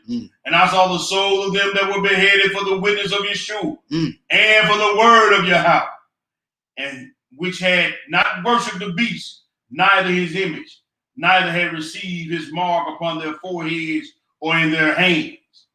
And they lived and reigned with Hamashiach 1,000 years. But the rest of the dead lived not again until 1,000 years were finished. This is the first resurrection. Also, now we got Satan being locked up. Mm-hmm. We got Root reigning with Christ for 1,000 years. Mm-hmm. Well, first we got people that had to be beheaded before they get to this point. Mm-hmm. You know what I'm saying? We had to have people that denied the mark. Mm-hmm. You know what I'm saying? And Thrones of judgment. And they reign with Christ for 1,000 years. So they got their spiritual bodies. That's it. It's gonna be people on this in this day of rest with their spiritual bodies. Go ahead.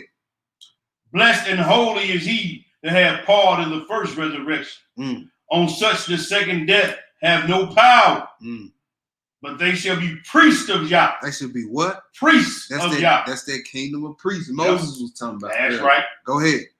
And of Mashiach, and shall reign with him 1,000 years. Shall reign with him 1,000 years. Let's go to Hebrews 3. All right. Hebrews 3.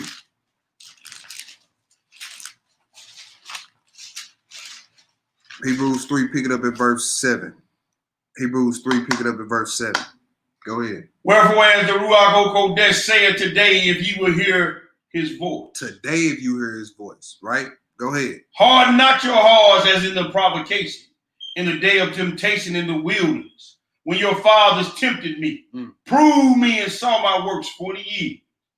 Wherefore I was grieved with that generation and said, they do always err in their heart, and they have not known my ways. So I swear in my wrath, they shall not enter into my rest.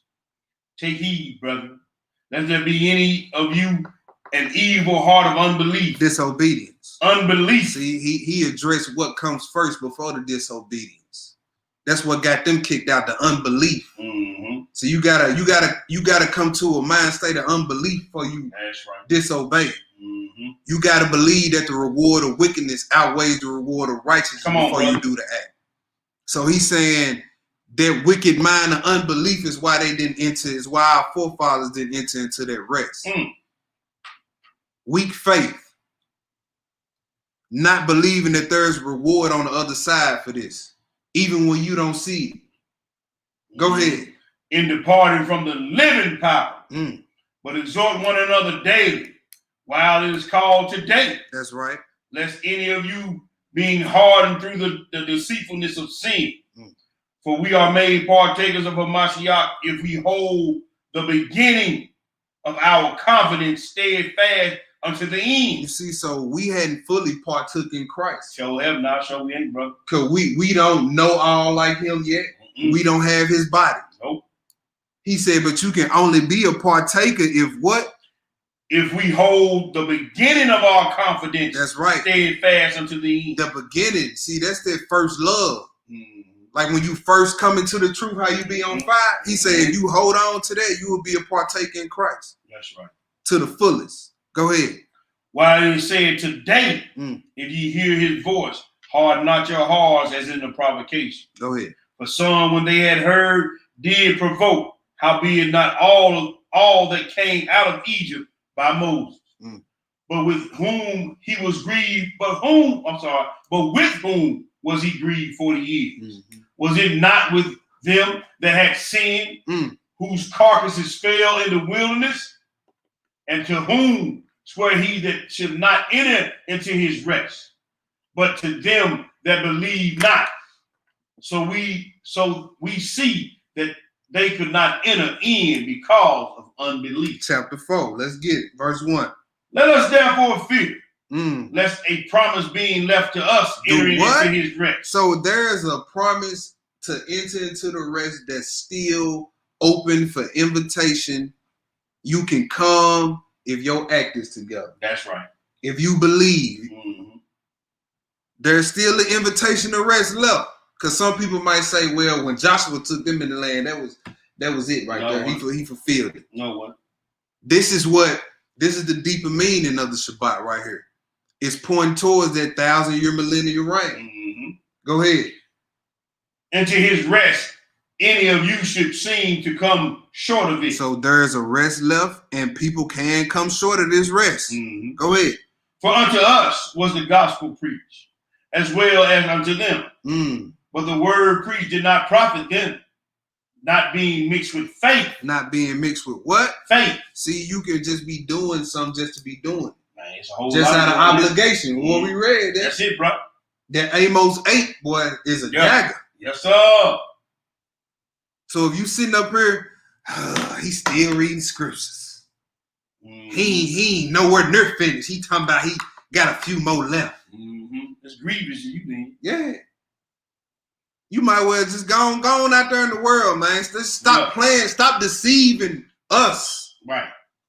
Deceiving yourself. Yeah. You're playing with yourself. Yeah. That's what you're playing with. Go ahead.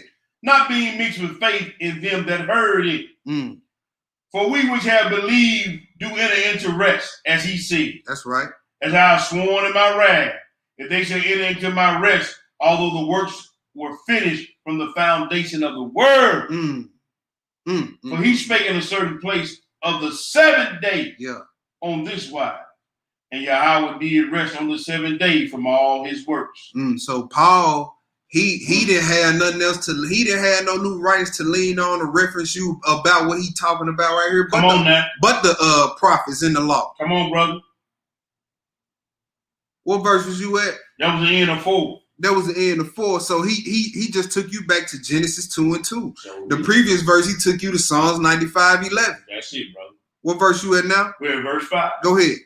And in this place again, if they shall enter into my rest. Psalms 95:11. Mm-hmm. Go ahead. Seeing therefore it remaineth that some must enter therein, and they to whom it was first preached enter not in because of unbelief. That's right. Go ahead. Again, he limited a certain day. See that? He said he limited a certain day. So how it's flowing? I'm gonna ask a question. It say he limited a certain day, right? So it says what? What did it say? Saying in David today, after so long a time, and it is said, today, if you will hear his voice, harden not your heart. Harden not your heart. So Psalms 95:7-8 proves that there's a rest still left. If it wasn't wise David saying this years after Moses and that generation. Come on, brother.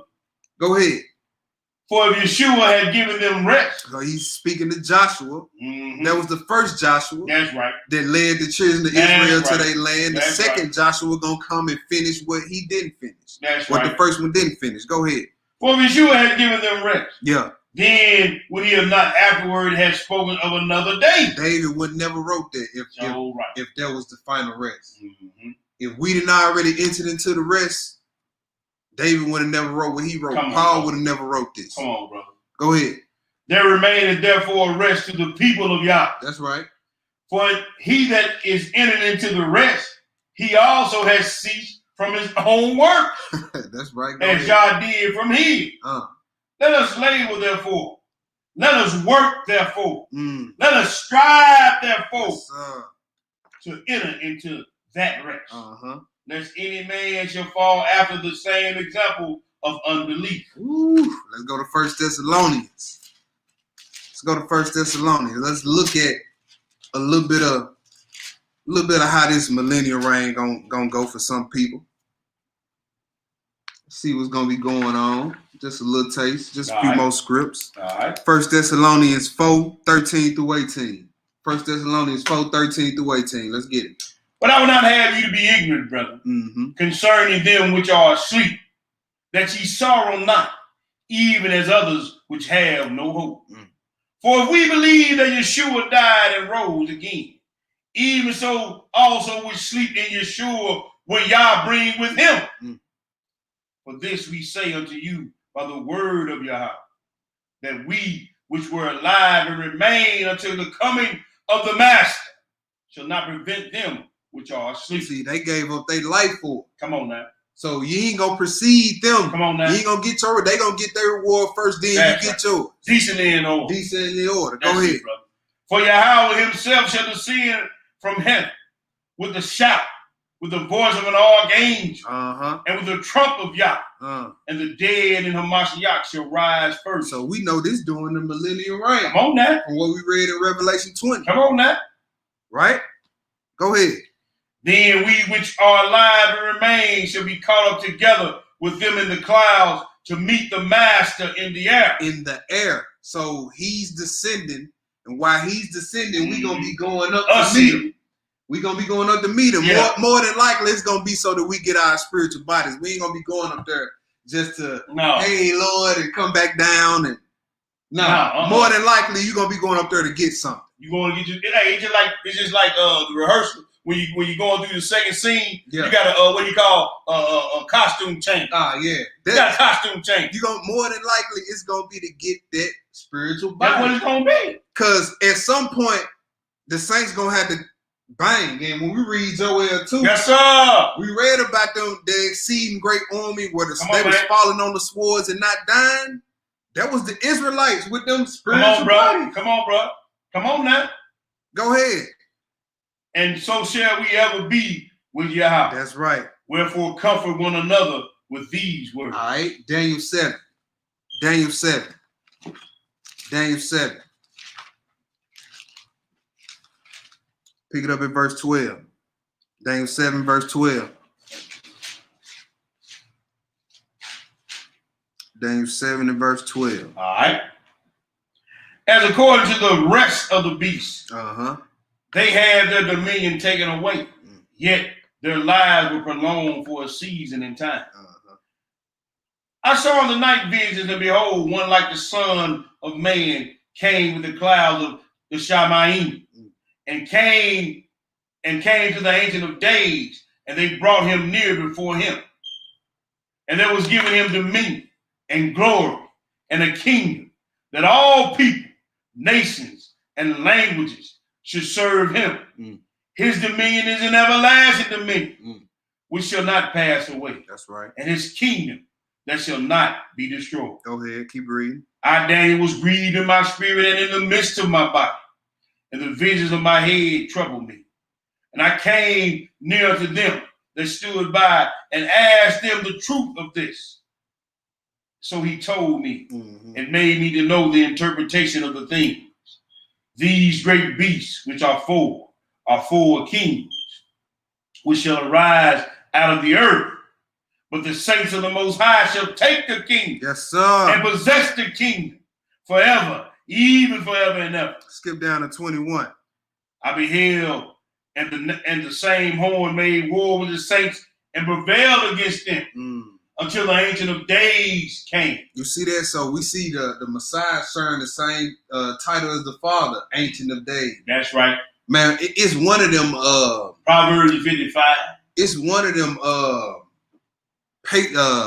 one of them lost books, boy. I want to say it's Enoch. Where it's straight up called the Messiah, the prototype of the Father. Wow. Well, once I find out what it is, I'm sure going to post it in the comments. Go ahead. Until the Ancient of Days came, and judgment was given unto the saints of the Most High. Somebody check this for me. I believe that's Enoch 46. First Enoch chapter 46. If somebody got that out there, check that for me. Go ahead. And the time came that the saints possessed the kingdom. Thus he said, the four beasts shall be the fourth kingdom upon the earth. Yeah. Which shall be diverse from all kingdoms, and shall devour the whole earth, and shall tread it down and break it in pieces. And the 10 horns of the kingdom are 10 kings that shall arise, and another shall rise after them, and he shall be diverse from the first, and he shall subdue 3 kings. And we'll get into this in another lesson, but go ahead. And he shall speak great words against the Most High. And he shall wear out the saints of the Most High, and think to change times and law. And he shall be given into his hand until the time and times and the dividing of times. That's right. But the judgment shall sit, and they shall take away his dominion to consume and to destroy it unto the end. That's right. 27.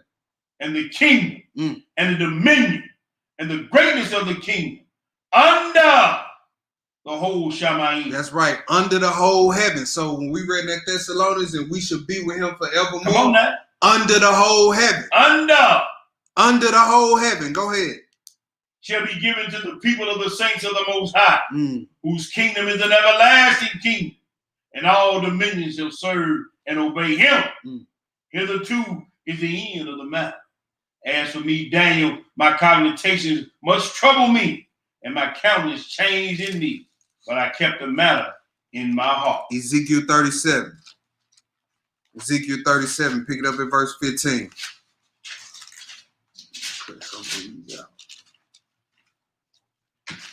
Ezekiel 37 Uh-huh. and verse 13. Yep. And Verse 15. 15. Yeah.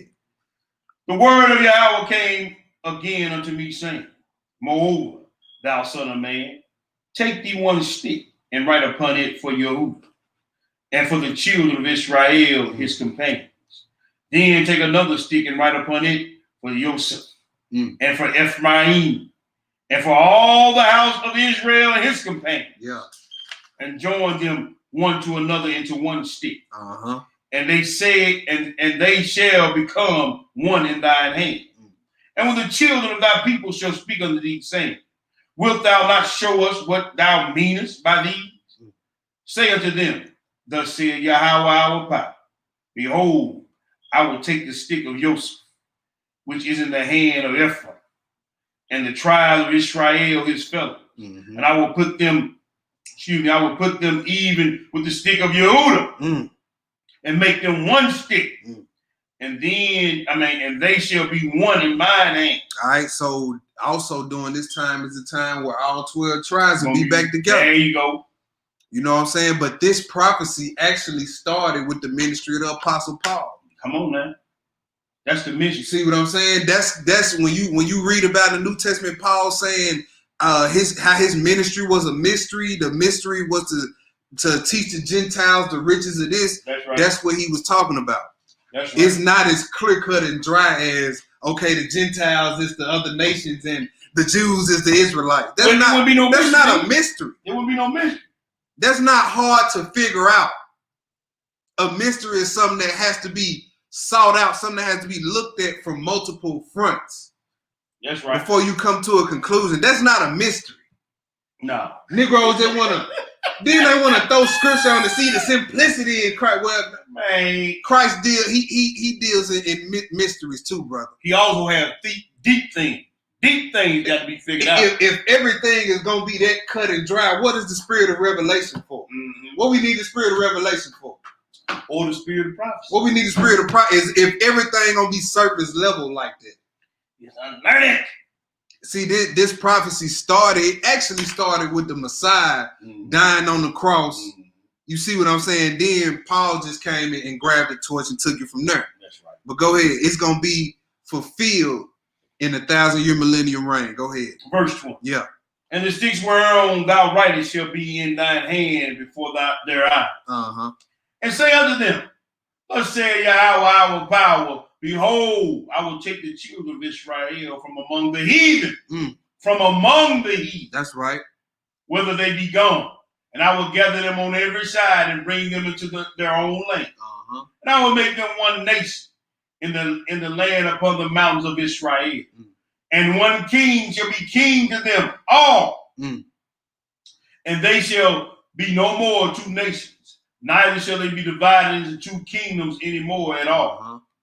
Neither shall they defile themselves anymore with their idols, nor with their detestable things, nor with any of their transgressions, but I will save them out of all their dwelling places, wherein they have sinned, and I will cleanse them. So shall they be my people, and I will be their power. Verse 24. And David, my servant, shall be king over them. And they shall all have one shepherd. They shall also walk in my judgments and observe my statutes and do them. That was it. That was in the verse 24. That was it, brother. All right, let's go to the next spot. Write down Hosea 3, verses 3 through 5. That was the precept to that. But let's flip to Isaiah 14 real quick. All right. Isaiah 14. We wind it down. Isaiah 14. 1 through 8. Isaiah 14, 1 through 8. When you get it, go ahead. Isaiah 14. For Yahweh will have mercy on your coat, and will yet choose Israel, and and set them in their own land. And the strangers shall be joined with them, and they shall cleave unto the house of your coat. Yeah. And the people shall take them and bring them to their place. So at that time is when the strangers can clean. After all 12 tribes is gathered back together.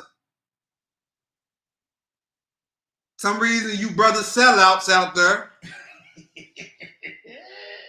they want to gather all the heathens before all 12 tribes regather. That ain't what the prophets told you. If that ain't something to chap you, but well, I don't know what is. And then if you precept this with Zechariah 8, that's all you got to do. It puts you in the same time frame as the millennial reign where all 12 tribes back then. What it say right after that? They gonna grab the skirt of the Jew, saying we gonna go with you. That's it, bro. Under the premise of knowing that if they come with us, you know you're gonna be a servant, right? Oh yeah, we know. Oh, okay, come on. Y'all good then. Go ahead. Verse 2. Yeah. And the people shall take them and bring them to their place, and the house of Israel shall possess them in the land of their power for servants and handmaids, and they shall rule over their oppressors. Woo. I had to read that slow. Rule over their oppressors. Go ahead. And it shall come to pass in that day that Yahweh shall give thee rest from give thee what? Rest. They go their word, rest. That's so right. Even the prophets was writing about the future meaning of the Shabbat, the That's rest, right. the whole earth being at peace and That's rest. right. Go ahead.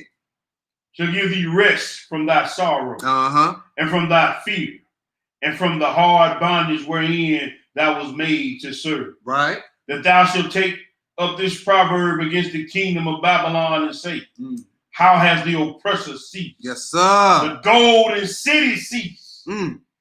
Yahweh has broken the staff of the wicked and the scepter of the rulers, who smote the people in wrath with a continual stroke. Man.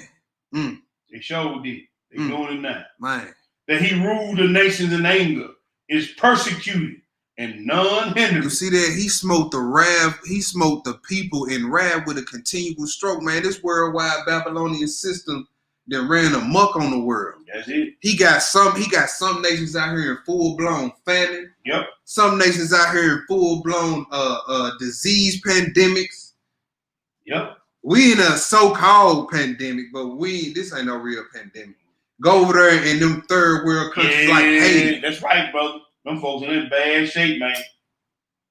You know what I'm saying? Nigeria and all that, man. Go ahead.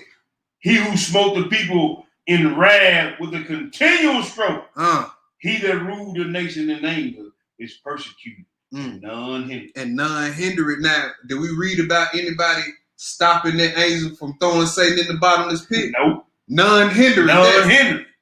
None hindered. That's why it's so much peace on earth right now, because the one causing all the ruckus, he locked up. You're going to get swift kicked up between the shoulder blades. Yep. Go ahead. Verse 7. Yeah. The whole earth is at rest. The what? The whole earth is at rest. Man. And it's quiet. They break forth into singing. The whole earth is at rest and it's quiet. They break forth into singing. You can precept that with that Romans 8. Pick it up around verse 18 where it say, and the earnest expectation of the creature is waiting for the sons of God to be manifested. Because the creation know once the sons of God is revealed, we return back to Garden of Eden proportions. That's it, brother. We done mourning and suffering. Which I make all things new. Yes, sir. Go ahead. That was it. That's verse 8. Read verse 8. Okay. Yeah. Yeah. The fir trees rejoice. See the creation rejoice? Yes, sir. Go ahead. And the cedars of Lebanon saying, since thou art laid down, no fellow is come up against us. So those who destroyed the earth gonna be out of here. Man, put down. Out of here. Write down Isaiah 32, 1-5. We're gonna end it. Let's end it with Ezekiel 43. Let's go and just end it there. Yeah. Let's go and just end it there. Call it. I think they got the point. All praise to the Most High. All praise. Ezekiel 43. Let's pick it up at verse 1. Ezekiel 43 and verse 1. When you get it, go ahead. Afterward, he brought me to the gate, even to the gate that looketh toward the east. And behold, the glory of Yahweh of Israel, the power of Israel, came from the way of the east. So the glory of the Yah of Israel came from the way of the east. When you read Hebrews 1:1-3, it tell you Yeshua is the brightness of his glory. So this is who Ezekiel talking about. This is who he writing about. Go ahead. And his voice was like the noise of many waters. So the glory had a voice. Go ahead. And the earth shined with his glory. And it was according to the appearance of the vision which I saw, even according to the vision that I saw when I came to destroy the city. And the visions were like the visions that I saw by the river Kibar. And I fell upon my face. And the glory of Yahweh came into the house by the way of the gate, whose prospect is toward the east. So the Spirit took me up and brought me into the inner court. And behold, the glory of Yahweh filled the house. And I heard him speaking unto me out of the house. And the man stood by me. And he said unto me, Son of man, the place of my throne and the place of the soles of my feet. The place of the soles of my feet indicates a physical presence. Come on, brother. See that? Go ahead. Where I will dwell in the midst of the children of Israel forever. And my holy name shall the house of Israel no more defile. Neither they nor their kings by their whoredom, nor by the carcass of their kings in their high places. Right, go ahead. In the setting of the threshold by my threshold, their posts by my posts, and the wall between me and them, they have even defiled my holy name by their abomination that they have committed. Wherefore I have consumed them in mine anger. Now let them put away their whoredom and their carcass of their kings far from me, and I will dwell in the midst of them forever. Thou son of man, show the house to the house of Israel, that they may be ashamed of their iniquities, and let them measure the pattern. You see that? He said, show them the house. This final house. That's right. You see what I'm saying? That last temple, and when he showed the people that the people were supposed to see the glory of and be like, man, I want to go there. Right. That's so right. they had to put it. Then Ezekiel supposed to be like, well, if y'all want to be there, y'all got to put these iniquities away. That's it. But if you don't care to be at this one, that's it. You know, feel free to keep breaking the Shabbat. Keep doing what you're doing. He got a place for you. It ain't got no AC. Nah, sure ain't. You know what I'm saying? Yeah, but if you like stuff like that, then go ahead. All right, go ahead. Verse 11. Yeah. And if they be ashamed of all that they have done, show them the form of the house and the fashion thereof, and the going out thereof, and the coming in thereof, and all the form thereof, and all the ordinances thereof, and all the form thereof, and all the laws thereof, and write it in their sight, that they may keep the whole form thereof, and all the ordinances thereof, and do them. Skip down to 19. This is the last verse. Go ahead. And thou shalt give to the priests the Levites. The Levites. That be of the seed of Zadok. Because remember the Most High made a covenant with him after Eleazar killed the brother that was had the Moabite wife. That's and I believe Numbers 25. Yeah, trying to come up with a pimp. You know what I'm saying? He said your priesthood will be an everlasting covenant. Go ahead. Which approaches unto me to minister unto me. Yeah. Said Yahweh, our power, a young bullock for a sin offering. All right, and so when you finish reading that, you will see that, it's going to be sacrifices being offered by the Levitical priesthood only in a retrospective type manner.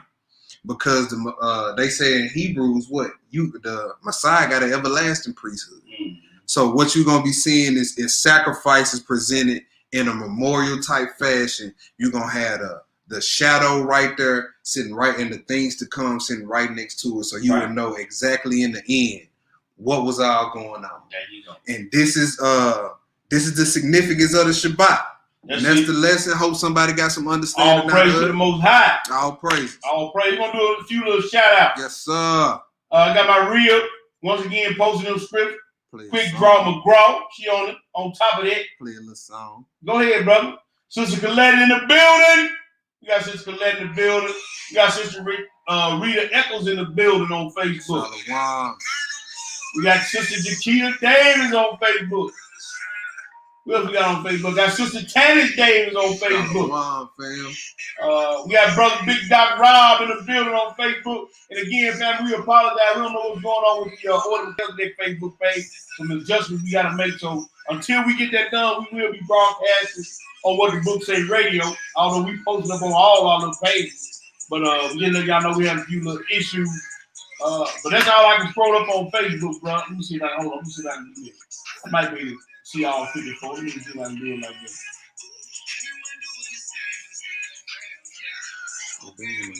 I'm scrolling on Facebook. Who you got on YouTube? Alright, let me see. Get up here, scroll all the way up. Always golden up in here. All right, all praise. Let me go back up some more. Woody P. Woody P in the building. Shalom, Hebrew. I ain't went all the way back down to the bottom. Hold on. Okay. Yeshaya Ben Israel, Shabbat Shalom, family. Shalom, family, shalom. What's good? Shoot. Shakita Daisy, Shalom, sis. Sister Colette, Shalom, sis. Shoot. Aunt Corey, Shalom, Hebrew. Zahara, Shalom. What's going on, family? I had to shadow a backboard. Shoot, let's see. We had some rebel rousers earlier, boy. They somewhere putting ice on their rear end for them boots they caught. But that's it. LaDon Malone, Shalom. That's You know what it. I'm saying? Part 2 is still in the part 2 still in the crock pot. You know what I'm saying? We're gonna be dealing with the new moon, the full moon, the lunar Sabbath. You know what I'm saying? Or what many people call the floating Sabbath. So, you know what I'm saying? Get your bowls ready, cause you know that's cooking up. We can go have that for y'all real soon. Yep. I'm aiming for Friday if it's the Most High will. All right. If ain't nobody got that slot, you know what I'm saying? Yeah, well, we're gonna do the schedules tomorrow, so we just put you down for the first Friday in the month then. All right, We're cool. gonna do the schedule tomorrow. We're gonna do the schedule tomorrow. Supposed to get together, get them schedules done. We may even get the schedule together later on after class. If everybody available, which everybody should be available. You shouldn't be doing that because the sun ain't down. Man, especially after the lesson we just had today. Look, y'all better not be out there bringing no burdens in on the Shabbat. I talked to Brother Ward. We may send an invite out here over the next hour or so to go ahead, so we're gonna get the schedule down for next this upcoming month for the Fridays and the Shabbats. All right, so we'll do that. We still under the COVID protocol. You know what I'm saying? Can't wait to get back into the room with everybody on the Shabbat. So they still playing their little game. We're gonna play with them. I ain't ready to go back to the room, but that means I'm gonna have to start cutting my lessons a little short. Yeah, but hey, man, I'm looking forward to seeing the brothers and sisters again, and hopefully we'll be getting some good news on that pretty soon. They started to loosen back up on everything. Some of the kids went back to school. Some of the folks started going back out to eat, which I ain't never stopped going out to eat. I'm doing just fine. Right. You know what I'm saying? So people started to go back out to eat, started mix and mingle or whatever again. So hopefully all this stuff will be over with pretty soon. And now we just gotta suffer patiently and continue to do the work, which we gonna do that. We're gonna do that. We're gonna continue to do the work, and we admonish all our brothers and sisters continue to do the work of the Most High. We don't stop over here. We keep it rolling. We keep it moving. We keep it grooving. You know what, LaDon Malone? I actually got one that's done on the that goes into more detail where we go after death. I touched on it in that series. I touched on it a little bit. The Parable series. Yeah, in the Parables of the Kingdom series. So you can check that out. But I do got one that's done that I've been holding on to. I'm gonna end up putting it out real soon though. All right. Anything else on that? Nah, that was it. Hey, again, let's do it this evening about 5. Okay. So brother just shot it out. We're gonna do it this evening around about 5. So All the brothers that's on the feed still, Rob, Charles, Rico, Corey, TJ sitting here with me. We're going to try to get together this evening around about 5 so we can get the teaching schedule done for the upcoming month. All right? For the Fridays and the Saturdays, most high willing. But again, like, subscribe, share, watch party. That's right. Whatever you got to do to help us get this word out. You know what I'm saying? We appreciate that. We appreciate all the brothers and sisters that have been faithful with the donations. We pray that the Most High strengthen your hand and bless the work of your hands and bless your families as well. According to your giving, may He increase you even more 100-fold. So we thank y'all for that. Anything else? Always gold and said how she blessed the ministry. Oh, how we put that banner on that click right there? Right here? Where you see banner? Where you see banner? Right here. Yeah, banner. If you would like to donate, which one? This one right. At the bottom? No, donate. At the top? You got it right there. Always golden. That go to banner at the bottom of the screen. Let me know if you can see that. Always golden. We just put the banner at the bottom of the screen. Mm-hmm. If you would like to donate, cash out, boom, boom, boom. Also PayPal with a Melchizedek Memphis. There you go. And if y'all ain't got nothing else, no, we out of here. Y'all ain't got nothing else, but y'all want to hear some more scripts. I can sit here all day long. No, I'm just playing. I'm finna slide out. But hey, if y'all want to do an extra little chop session out to the side later on tonight, hit me up. Let me know. That's right. Hey, all the brothers, we available for that. I got a brother I'm dealing with right now on YouTube. You know, I deal with him as I've been dealing with him today. Yeah. But you know, he one of them naysayers, but we'll get it cracking. We'll get it cracking how we need to get it cracking. So all praise, honor, and great glory is unto our Elohim. That's right. The Elohim of Abraham, the Elohim of Ishak, and the Elohim of Jacob. That's right. To my mishpah, our family, our brothers and sisters in the faith, we salute you. I got the young lion in the building. That's right. Shalom. Putting it down. I'm your brother T Boogie. We're going to holler at y'all on the other side. Enjoy the rest of y'all Shabbat. Shabbat Shalom, family. Shalom, family.